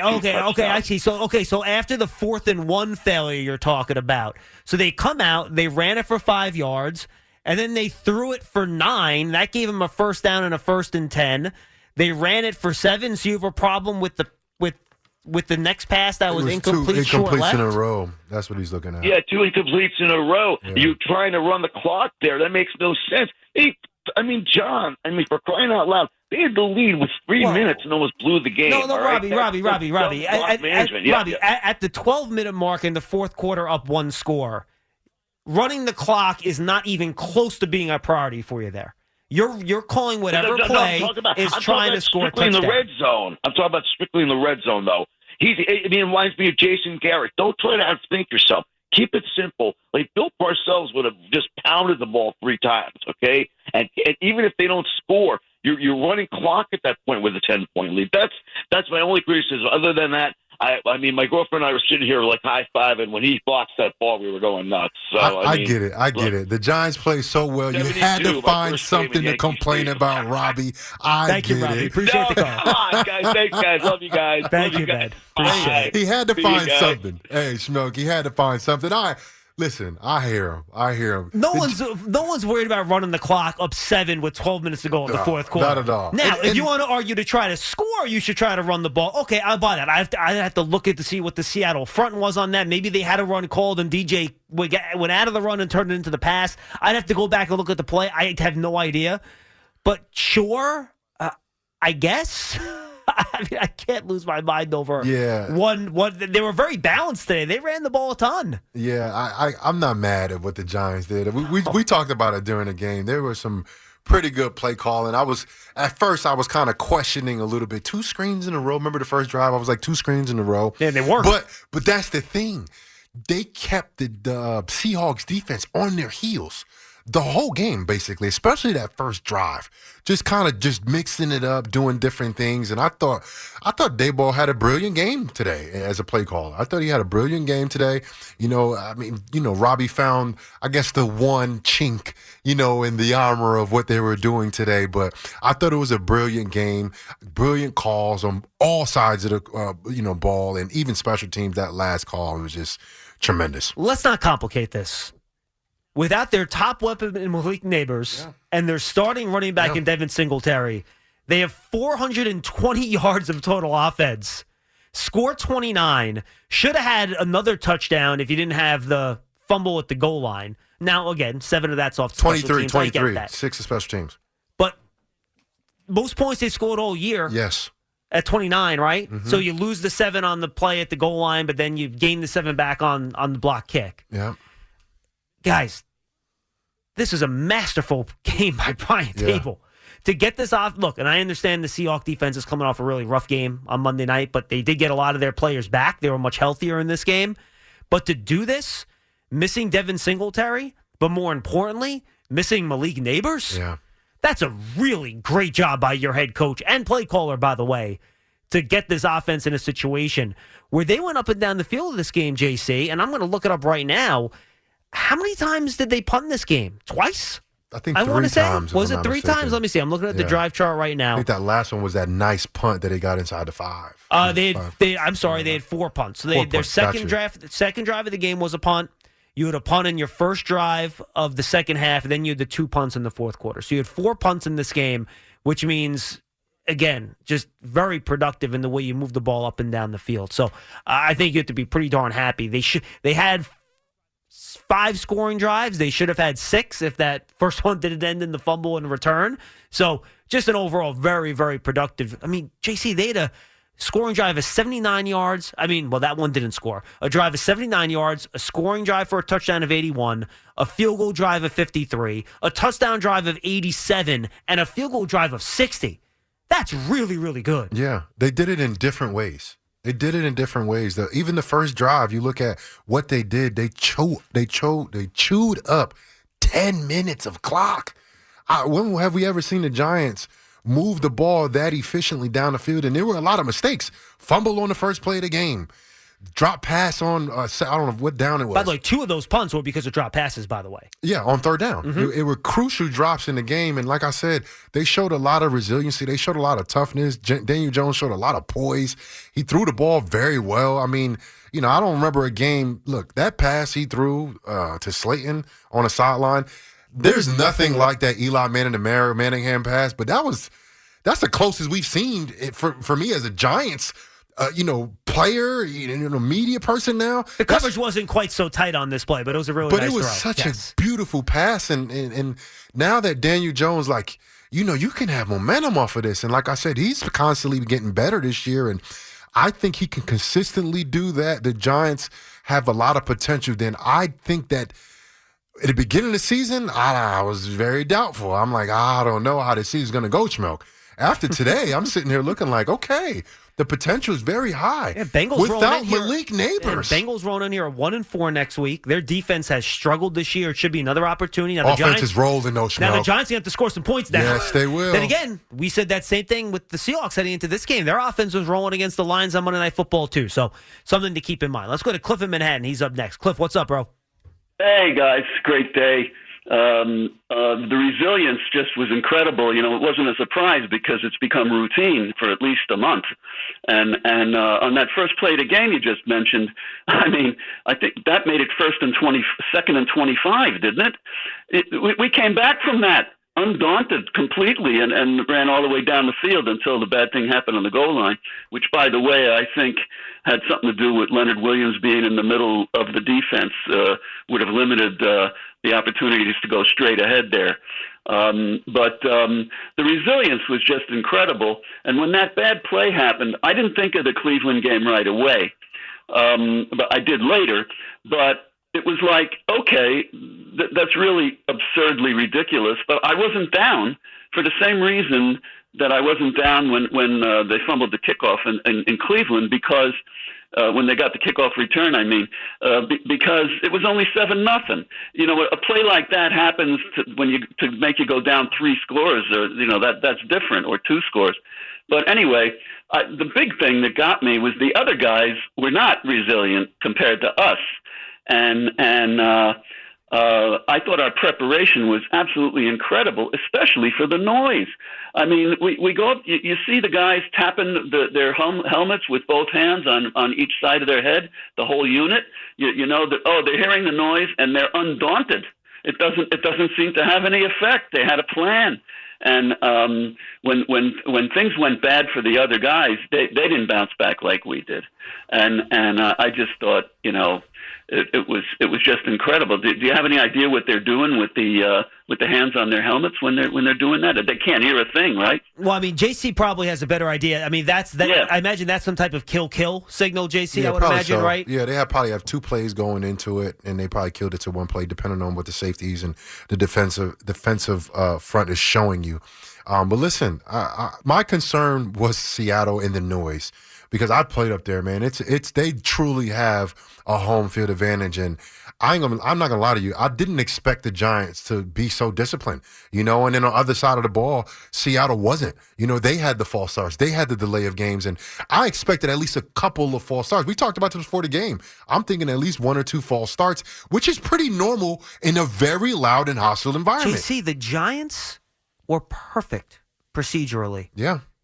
You don't usually pull that off at home games in front of a friendly crowd. To do that in Seattle? No, they don't. Correct. Yeah. Very impressive. It's huge. Very, very much so. That's why I was like, this is like one of the most impressive wins that I've seen, especially since Daniel Jones has taken over for quarterback. We've watched Daniel Jones win a lot of games. I remember that game they won down in Tampa his rookie year. It was his rookie year? Yeah. When he just, lit it up on the ground and in the air as well. This is equally impressive. He had a pretty clean game. You take away those drops, I mean, he probably has almost a perfect quarterback rating and probably another touchdown or 2 added to that. So I'm looking forward to seeing him continue to develop as a quarterback. Remember, he's still a guy that's coming off an ACL tear, and he's looking good. They're calling up runs for him. He's scrambling at the right times. His ball placement hasn't continuously gotten better week after week, and that's my point that I've been saying, Schmeelk, right? I'm like, Daniel Jones' ball placement's a little off. He's a little off in timing. Not tonight. Not tonight at all. The ball was the one Wandale dropped. It was a little bit behind him, but low. That's exactly where you want to throw the ball at when you're running a slant and there's a linebacker there and there's a safety there. You want to put that ball right there. And just, I hope that the receivers can come ahead and make those plays for Daniel Jones, because he's doing everything he can. Listen, there's one thing I cannot take away from Daniel Jones. He is one tough SOB. He's going to sit in the pocket. He's going to take some hits. Even though I don't like it. He ain't going to slide. I don't like it. But he's one tough son of a gun, man. And I hope these guys start making those plays for him, because there's been a lot of opportunities for these receivers to make either spectacular catches or routine catches, and they fail to do so. And I hope that as the season progresses, they can start making those plays. And when it comes down, listen, all of these games throughout the NFL, as we saw from the Cowboys game last week, these games are going to be 1-score games. And it comes late into games, no matter what you did before that. And I'm speaking about Malik Neighbors, who is one of the best receivers in the league right now. You got to make those plays at the end of the game. You have to make those plays. When they call on you, you don't have a catch. Think about Thursday's game, Atlanta versus Tampa. That kid came in at the end of the overtime, didn't have a catch. And he made a big play in overtime and scored. You got to make those plays, guys. You have to rise up to the occasion. And I've seen Daniel Jones do it. I've seen the collective group do it today as a unit. But I want these receivers to start rising up to the occasion, because you know why, Schmeelk? Because they can. That's the reason why I'm asking, because they can do it. We've seen them do it. And Darius Slayton did it tonight. 8 catches, 122 yards, a touchdown. The ball placement for Daniel Jones had gotten better already on those short and intermediate routes. Well, it got better on the deep routes tonight, including 2 to Darius Slayton. Here was Slayton after the game talking to the media. Yeah, just trying to it's basically just like opposite for me. It's like where I'm used to going, I'm going the other way. So just trying to do my best to remember that. I definitely went the wrong way a time or two, but I got it together there after the first. But I was able to do decent today. Yeah. Dave said he didn't even think that you were trying to do something when you got the penalty. Can you take us through that a little bit? You know what's funny is when I got up, like I know that if you close to the guy, like that's when you get him. So I feel like I purposely made sure there was nobody near me, so I wasn't pointing at anybody. I was just pointing into nothing. But I told him, I was like, I'm done though. No more points for me. Or if I do points, it's gonna be like this. Just one finger. That was a first down. That was a first down. Yeah, I just pointed like this. But I guess I don't know. It's something that someone misinterpreted it. Yeah, I guess. Yeah. They think you were doing a gun. Yeah, that's. Yeah, I guess. They thought you might have been doing that. Yeah. But except after the touchdown, you did point to the stands. Yeah, I guess that was more of a single finger. So maybe that's why not. Yeah, I guess one finger. Yeah, just the right one finger. Darius, how satisfying is it to come in here in a tough place with no Malik and no Singletary, and everyone's harping on who you don't have. Yeah, extremely. This is a really good football team. Obviously, we would have loved to have those guys today, but we didn't. But guys had opportunity to step up and make plays, and guys made enough plays for us to win today. You had a drop early on. You mostly played well, but I'm just couching that and saying, you were resilient. The team was resilient. How much have you kind of just learned throughout your career, whether it's big picture or small picture things, to just put BS behind you? You know what I mean? Like, short memory. How much is that weather in you now? Yeah, you gotta have short memory. Obviously, we came out the first drive, we drive it down there, fumble, and give up a touchdown. That's it went from being about as good as you could start to as bad as it could go. But that's just who we're trying to become as a team, and our identity is being resilient and being able to overcome. DJ. Oh, he played great. He played a heck of a game. He operated well, got the ball out fast, was efficient. He's playing good ball right now. Your the 41-yarder. Tell me about that play, the pass, and the catch. I mean, you can't throw it much better than he threw it right there. It was something that we tried to line up early in the game. We didn't get the look for it, but right there we had to look, and like he's done for the last 6 years. He walked it out there to me, and I was able to come down with it. And the touchdown pass. Same thing. Ran away from him. It was a good call by Dave. Good scheme. Gave me a one-on-one chance in the slot, and I was able to run away from him. And again, DJ just walked it to me, made it easy. What kind of second option on that one? Is that what he's doing? Which one? Oh, touchdown?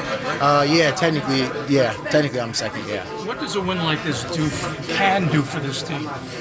Just gives confidence, because we still left some plays out there. Today we still didn't play as well as we wanted to, but we were able to win, and that's what this league is all about. It's not about being perfect and this and that. It's just about finding ways to win. There's Darius Slayton after the game. Giants football brought to you by our local Ford stores. One engine drives this team. For current offers, visit buyfordnow.com. Ford official truck of the Giants.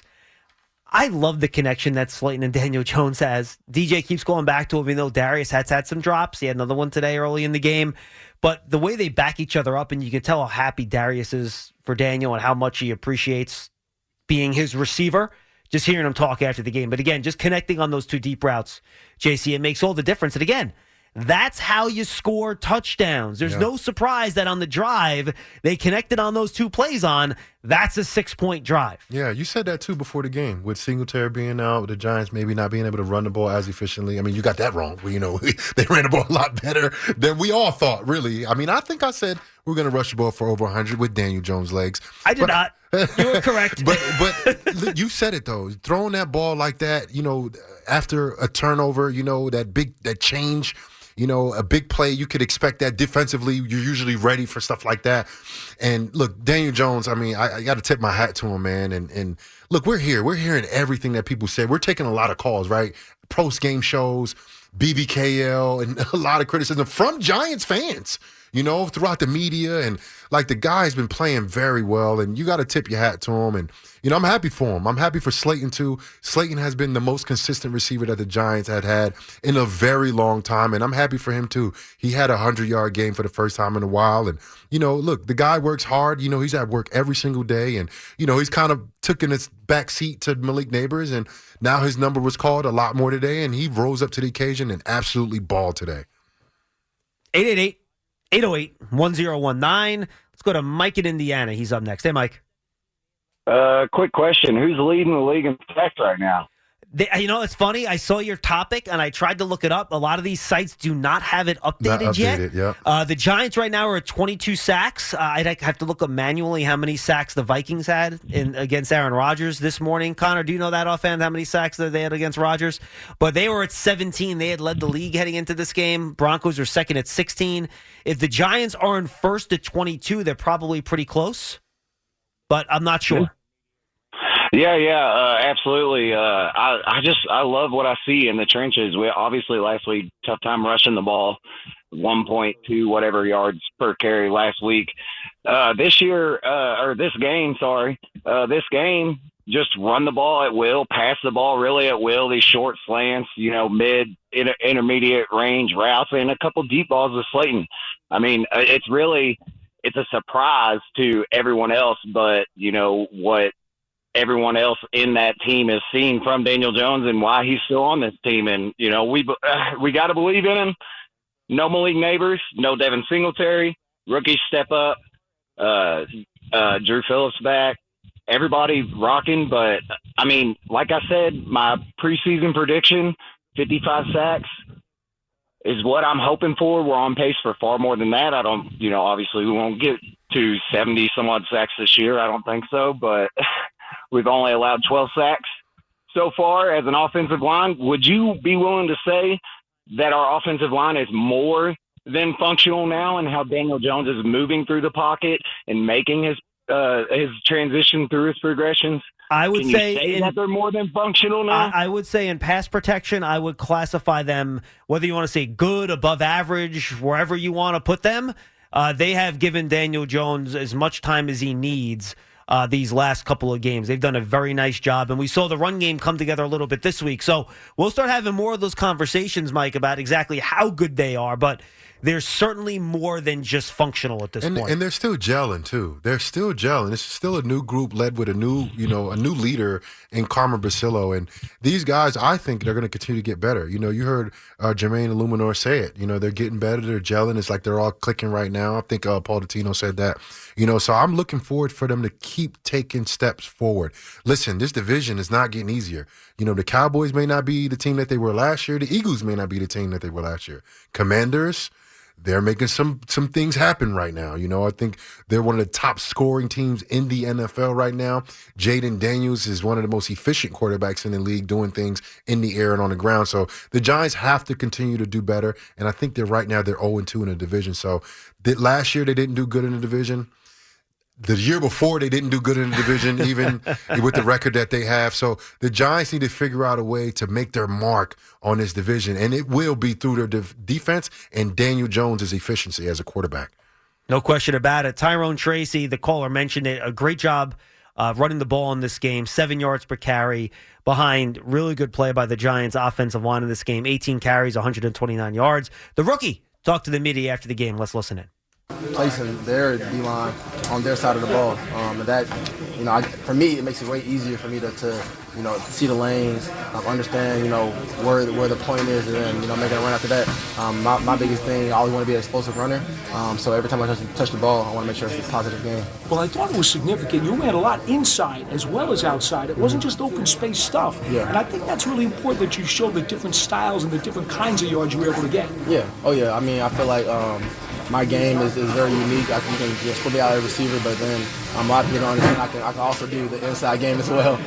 That kind of gets lost in translation just because I'm a receiver.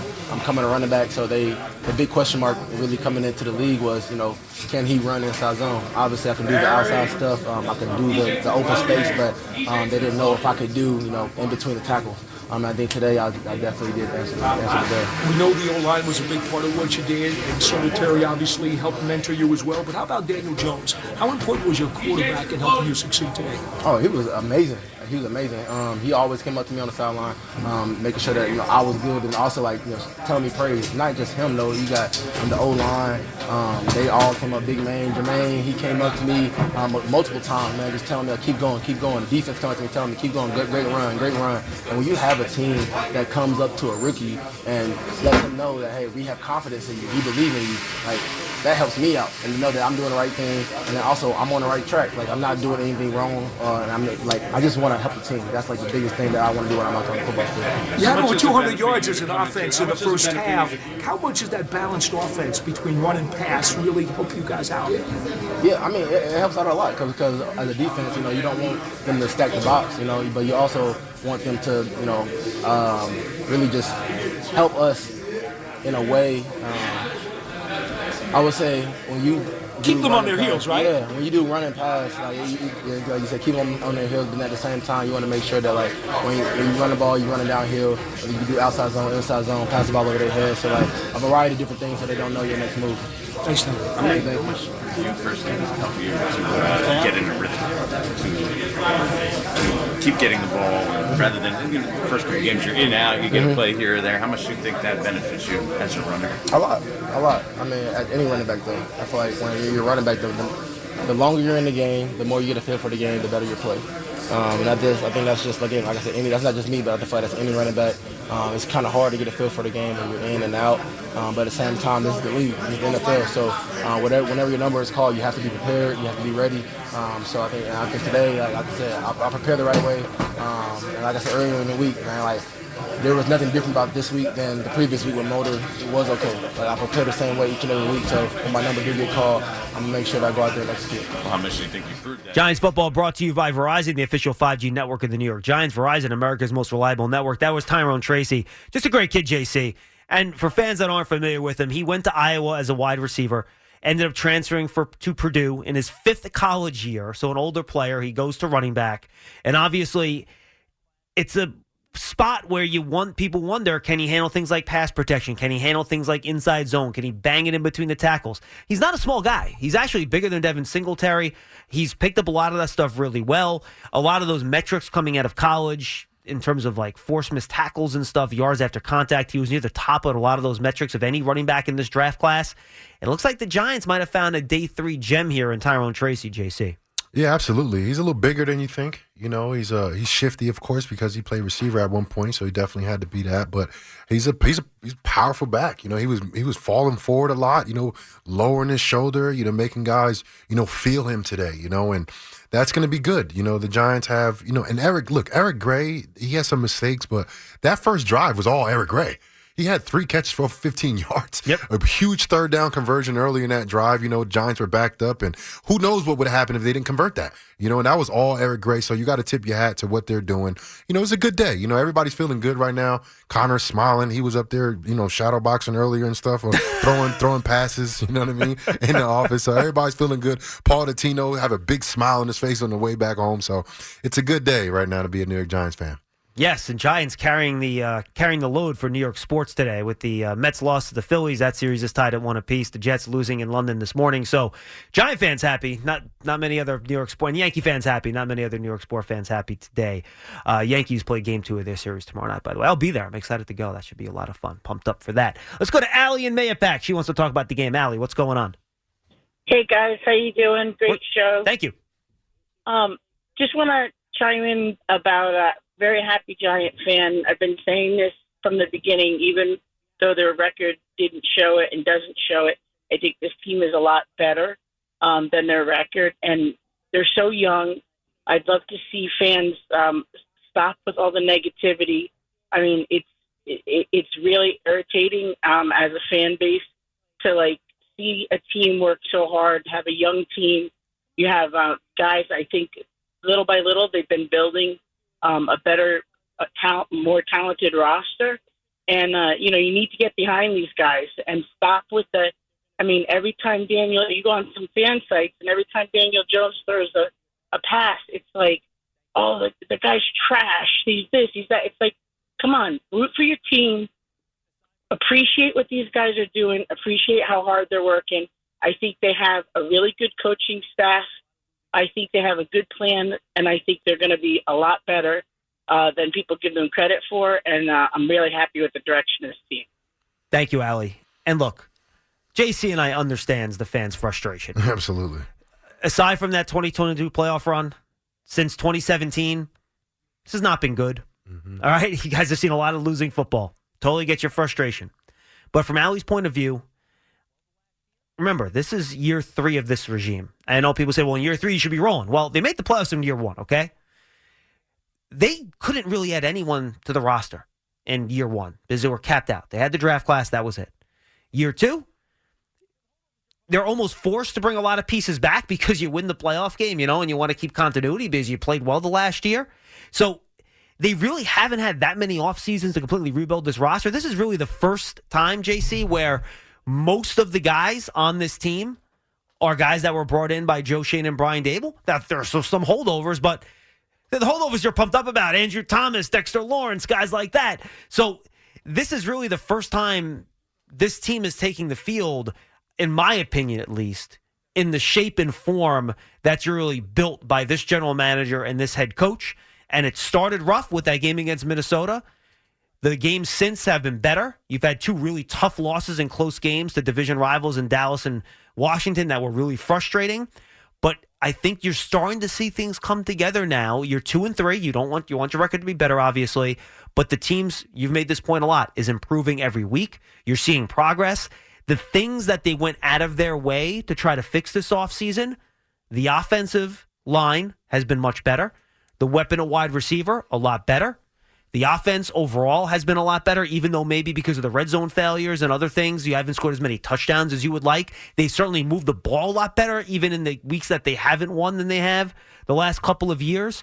So I think you're seeing progress. And to Allie's point, this is, going into the year, projected starters, this was either the youngest or second youngest team in the league, depending on what metric you wanted to look at. So you have a veteran base of guys that kind of carry you with Andrew Thomas, Dexter Lawrence. Those are the guys that you're counting on every week. Bobby Okereke, throw him in that group. You could throw Brian Burns in that group now, right? You hope Daniel Jones becomes that guy as he continues to get better play around him.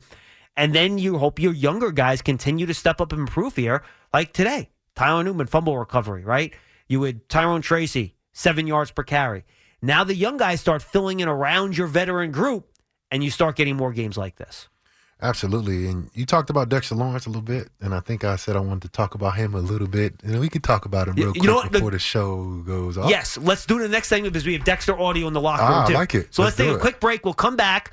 We'll get the epic Casillas Dexter point when we return on Giants Extra Point after this. You're listening to Giants Extra Point on the WFAN Giants Radio Network. This is Dexter Lawrence II, and you're listening to the radio home of Big Blue, The Fan, WFAN, and WFAN FM, New York. Giants showing pressure. Giants saying Seattle move, no flag. 3rd and 7. Smith back to throw. Smith under pressure, gets sacked. Back at the 45-yard line. Dexter Lawrence. Metcalf split right, matched up with Banks. Walker to the right of Smith in a shotgun set. 1st and 10 at the Giant 32. Chenault loops around the back. Smith pumps. Smith under pressure. Smith avoids the sack. Now Smith's going to get sacked back at the 35-yard line. 2nd and 7. Ball sits between the 28 and 29. Shotgun set. Geno back to throw. Geno's under pressure. Geno's going to get hit. Geno's going to get knocked down at the 28-yard line. I think that'll go down as a sack for the Giants. It will. Metcalf out to the left. Smith over center. Charbonnet in the backfield. They try a trick play, and Brian Burns comes in and sacks them. They try to throw a pass on a play action, and Brian Burns comes off the edge, and Spider-Man sends out his webs for the sack, and Seattle turns it over on downs. 51 seconds to go here in the 4th. That was an array of some of the Giants' 7 sacks in this game. Now 22 on the season. Connor did a good job doing some manual computations. We do believe that the Giants do currently lead the league in sacks right now with 22. How about that? Pretty good. Yeah, I think so. I mean, brought in Brian Burns. Kayvon Thibodeau's in his third year, right? And Dexter Lawrence is, he's Dexter Lawrence. So it's a collective effort. A lot of guys got into the pile today. Those JOPs splitting the sacks. Today. So Giants have had a bunch of split sacks this year. Yeah. But it's good. That means a lot of guys are getting to the ball. A lot of guys are getting off. Blockers, and we call it block destruction, where you get off a block. It's not just getting off a block; you destroy the block and get to the quarterback. JC, it's so much easier when you actually play with leads and you're not playing from behind in every game. And even if you're behind like 3 points or 7 points, it's a one-score game. The other team is going to look to pass more. So much easier to pressure the passer when you're not playing 2 touchdowns behind in all these games, and other teams can basically control the tempo, run the ball, run play action, do whatever they want. It's made all the difference. Like, they would have finished the game with 5 sacks. They got 2 sacks just on the last drive, which gave them 7 when the Seahawks are 2 scores down. It makes all the difference in these sack numbers when you're playing with leads and your offense is scoring some points for you. And that's what happened to the Giants last year a lot. Every game. Every game. Every game the Giants are trying to throw literally the entire fourth quarter, and, they just start wearing on guys, and the defensive ends, these pass rushers are working on their third and fourth moves because they've been working on their first move the whole game. Now they got to counter to it, then they got to counter to the counter. Like, it's a lot that goes into actually getting a sack, especially when you're working hard at it and you don't have a free rusher. It's an art to it. And you have a lot of artists on the Giants, defensive side of the ball that are making a lot of great paintings out there. No question about it. And Dexter Lawrence was one of those artists out there. He had 3 sacks. The artist, I guess not formerly known, but currently known as Sexy Dexy. On the season now, Dexter Lawrence with, count them, 6 sacks. Pretty good. Let's hear from him in the locker room after the game. It was time to get there. Gino was, looking for his second read, third read, and that gave us time to get there. Walker has been known as such a slippery back, someone who breaks a lot of tackles, forces guys to miss, but you seem to keep him under control. Yeah, it was a big emphasis. Like he said, he's a special back, and we know we have to stop the run early and often, and often puts points up for us, so we ain't have to worry about him too much. I want to go back to what you said before about the offense did so well in the first half to help you, then special teams clinches the game. That is the ultimate complementary football. Hey, that's what we're trying to build around here, complementary football. Short fields for the offense, and special teams can help with that for both defense and offense. You've been around here a long time. This has been a house of horrors for the Giants, and this win could be one of those things that really sparks you. Yeah, I think we're a good team. A good team to take this and run with it. So our goal is to turn a chapter Monday, tomorrow. Yeah, and just get ready for Cincinnati, honestly. Dex, how good do you feel for Simmons getting to really achieve in that moment? Yeah, he made an impact play. We went over in practice, and he executed it well. So, I'm happy for him. He accepted his role, and that's what we got to do as a team. Each player got to accept their roles. But that really helped you win the game. No, for sure. Yeah, it did help us win the game. Yeah. But that's the people. We got to play our roles, and that's what he did, and it helped us win. I mean, we can enjoy it a little longer. But at the end of the day, we execute the plan well, and that's the name of the game. And we're a good football team. We just got to keep proving it on Sunday. You guys did so well bottling up some areas, and Gino takes off on that. That was on me. But I got him back at the end of the game. I mean, it looks like the way this team runs, it's going to be a game coming field. That's why you keep playing. You never know, and that's why you keep playing with heart and want to. That was the message. You just gotta have one team. Last week, there was this perception that you obviously were not happy about with your individual play that people may have had. How much was that on your mind today? And it was really on my mind when I tweeted. I didn't really think about it much today. I was just trying to help us win. I can't control what happened last game. I know I can control what's going to happen this game, and that's what I did. And I know that I'm a key player on this team, and I got to show up each week. Well, and last week Dexter Lawrence got blocked by 2 men a ton, double teamed by Dallas all game long, and for some reason the Seahawks thought they could single team Dexter Lawrence today. Jonathan Casillas, and that plan did not go very well at all. I mean, I'm sitting here watching T.J. Watt, Wisconsin alum. Shout out to Badgers. Speaking of which, if you come tuning in for Sunday Night Football, it's going to start about 12 minutes. We'll get you for the start of that game in about 12 minutes. Go ahead. But who is playing better than Dexter Lawrence right now defensively? I mean, who's more dominant?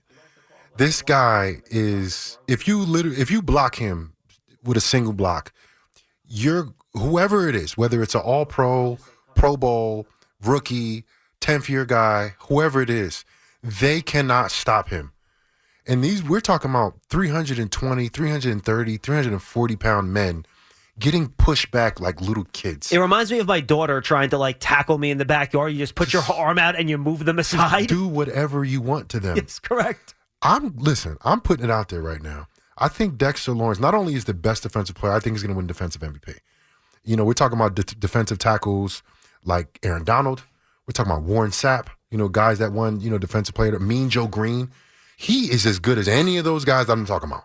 Aaron Donald was dominant for as long as he was. Dexter Lawrence is getting to that realm of you better block him with two people with at least 700 pounds of men because he will dominate anybody he's in front of. And we've seen him do it year after year. Quentin Nelson a few years ago for the Indianapolis Colts. Embarrassed. He pancaked them. Embarrassed. Mm-hmm. And Quentin Nelson, that was one of his better years that year. He was, always a, all-pro type of guy. Dexter Lawrence is a dominant defensive player. And if you don't have a scheme devised to at least have two guys on him at all times, he will wreak havoc as he did tonight. And the Vikings saw it. They got it right away. The first drive, he wrecked them right away. And then they put two guys on him for the rest of the game. And he was still getting to the quarterback, Sam Darnold. He was still getting to him. He is, I think, the most dominant player in the NFL. His dance is the sexy Dexy dance. Everything is just right for him to go ahead and win defensive MVP. And that will only help the defense because once you got to focus on the interior and you allow a lot of single blocks on the outside, you got Kayvon Thibodeau, you got Brian Burns, you got Ojulari. Those guys are going to increasingly get better and get more pressures as the year goes on. And his defense will increasingly get better because you have to focus on Dexter Lawrence so much unless you'll see another 3-sack night like he did tonight.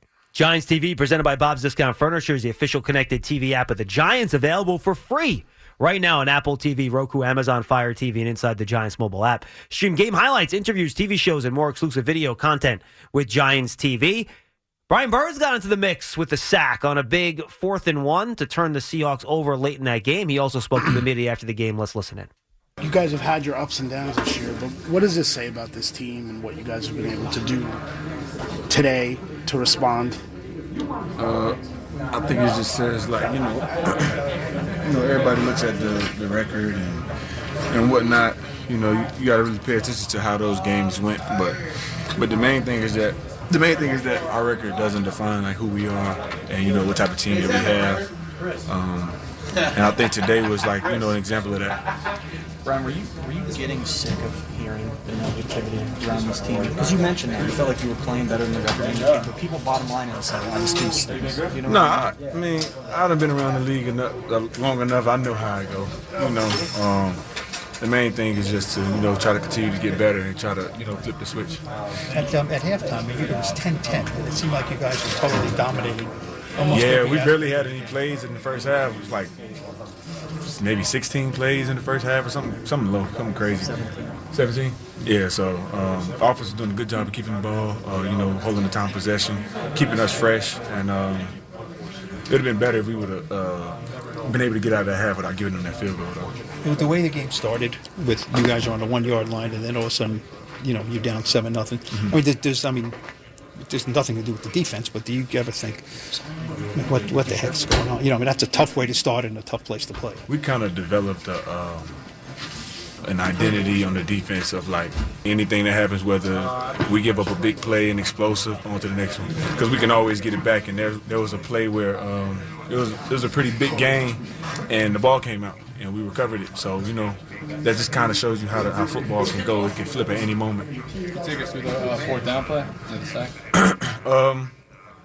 Initially, they gave me like a funky look between the two tight ends, like a Trump look. And I kind of just shot my gap. I was just ready to, whatever they had coming as far as, like, 'cause I'm thinking it was a run play because it was 4th and 1. But they wanted to get pretty and not block me. Okay. All right, that's smart. So, yeah, that was all that was. Can't miss the free ones. That'd be sometimes be the hardest ones to get. You can't miss those though. When you see you're unblocked, what are you thinking? Huh? What are you thinking when you see you're unblocked? Get the sack. Yeah. So it probably should have been a running play, I would guess, huh? It probably should have been a running play, I would guess. I mean, if that's the route they wanted to go, but I mean, not blocking me wasn't. I mean, hey, they call what they call. Yeah. Were you really shocked when you saw that? Yeah, I was kind of shocked, but I was just trying to do my job. That was my job to stay in that gap, and nobody blocked me. They're obviously trying to get you to think big to bite on the run big. They probably wanted me to bite. Was that even like a consideration for you, or your responsibility was to get that quarterback? Well, the action they did, the back kind of came to my way, so I wouldn't have bitten down if it was going the opposite way. You understand? Yeah. So like it was kind of gap anyway. Yeah, it was kind of strange. I'm not sure. Really, so that 95-yard drive where you guys probably played more softer zone, you guys were really not letting them do much of anything. Why do you think your plan and your execution was so effective? Which one? Just the way you guys played the first 3.5 quarters probably until they got a little rhythm late, but for the first 3 quarters. I don't know. I think everybody was just dialed in. Everybody was just focused on their job. Like that was one thing I was preaching on the sideline was just do your job, and it makes sense. Like because I started to get a little frustrated. Rushing, I was winning, but I just couldn't quite capitalize. But then Ben came to me. He was like, "Bro, just do your job. It's gonna come." And it happened. So that was kind of my message to them, and everybody was just dialed into what they had to do. Ryan, do you think the past 3 weeks you've shown why this team committed so much to you that you can be a real big difference maker? I feel like it's been decent. I definitely feel like there's a lot more I can do, just from my own criticism and what I see. So, but yeah. That's Brian Burns after the game. JC, I love listening to the guy talk. He's just very level-headed, very even-keeled, and just a good player. And he made a huge play in this game that helped turn it around for the Giants, or helped them keep the lead at least. Yeah, he's a leader. You can tell that. I mean, I spoke to him a little bit, I think, in training camp. We had a little 10-minute conversation right after practice, man, and such a level-headed guy, big-time player, too, man. A lot of, anticipation for him, and, signed a nice contract for sure. So a lot of, people expecting him to do a lot of things, and he's showing up, and like I said, if people gonna try to stop Dexter Lawrence, it's just gonna have Burns on the outside one-on-one, and I feel sorry for these tackles that's not gonna be able to get the help from inside, dealing with Brian Burns, and I'm expecting a lot from this defense, and look, I didn't grow up a Giants fan, when I was younger, I wasn't really I would say interested in, but when I was young, I was a basketball player. But I always knew about the Giants. Michael Strahan. I remember I seen Mike Barrow, the linebacker. Yep. Mm-hmm. I seen him in church one day, when I was young. The Giants are always led by their defense. And that still hasn't changed. When I was here in 2016, when we went to the playoffs, we were led by the defense. Throughout the years, pass rushers, JPP, Michael Strahan, OC, like the guys that lead the team are the defensive guys. And yes, offense has to do something. You're not going to win a Super Bowl. You're not going to win a championship without the offense, for sure. But it's led by the defense and guys like that. Guys like Brian Burns, who, are mature guys, other guys want to play for. When he steps into the room, people want to, they feel like they need to be either perfect or at least on point so they don't let a guy like that down. And he's going to raise the standard like I think he's already doing, combine him with Dexter and Thibodeau and even the young guys, the Nubins of, all of those guys, man. I think the sky's the limit for this team. And I think you've seen the worst of them this year. And I think they're only going to get better because they have a lot of guys like that in the locker room.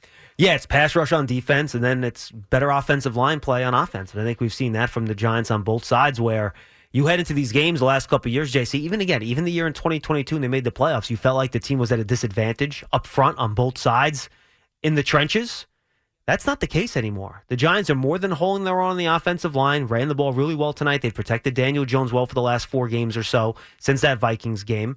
And on the other side, this defensive front, they're getting home. The run defense has gotten better after a couple rough games to start the year with some missed tackles. So it seems to be coming together in the trenches, which, again, I think was a big goal of this offseason plan by the Giants front office. Be better up front on both sides, and then good things will come from that. And I think that's what we're seeing. That's exactly what we're seeing. Look, if you have a good offensive line and a dominant defensive line, good things will happen. And I think that's what you're seeing. Great quarterback play from Daniel Jones.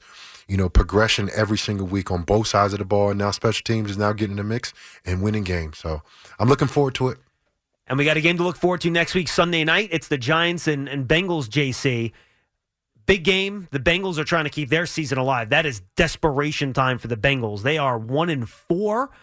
You could argue that season might already be finished. It's just hard to make up that type of deficit when you're in a good division like the AFC North with teams like the Ravens, teams like the Pittsburgh Steelers, who are going to kick off again in a couple minutes. We'll have that game for you here on The Fan in just a minute when they're ready to kick off. There was a big weather delay, lightning. They lost power at the stadium. So the Bengals going to be a desperate team.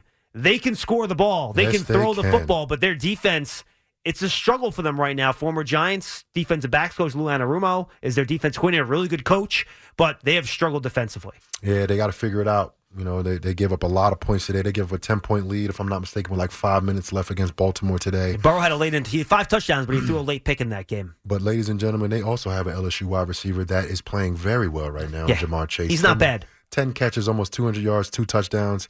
I mean, and you want to look at Odell, what he did for the New York Giants. Neighbors is like that, and Jamar Chase is definitely like that. And T. Higgins isn't a bad number 2 either, by the way. Nah, not at all. And Joe Burrow going to throw that thing down the field. That is for sure. So the Giants defense better come ready to play when the Cincinnati Bengals come knocking. But you should have some opportunities for the offense as well next week. So it should be a fun, hopefully high-scoring game. Yeah. Hopefully not too much. I don't want to give up too many points. I'm still defensive-minded here, okay? Defensive guy doesn't want to see any points. 3-0, he'd be pumped up. I'm good. That's a great game to me. Giants Extra Point was brought to you by Citizens, the official bank of the New York Giants. Citizens are made ready for Giants fans. Hackensack Meridian Health keep getting better. Peerless Boilers, the world's best-built boilers. And by Moody's. Decode risk, unlock opportunity. Learn more at Moody's.com. Stay tuned to Giants.com and the Giants mobile app all week long. Giants Huddle podcast. We have great episodes coming up. Brian Boldinger will join us on Tuesday. Other episodes late in the week. Check them out. And Big Blue Kickoff Live. We're live every weekday at 12:30, taking your calls on the New York Football Giants. Please check that out. Our next broadcast is next Sunday night, 8:20 kick, 6:20 pregame start, right here on The Fan with Jonathan Casillas and I. For our entire crew, for Paul Dottino, Bob Papa, Carl Banks, Howard Cross. A lot of fun tonight, guys. Enjoy Sunday Night Football. Westwood One's coverage of Cowboys and Steelers coming your way next, right here on The Fan.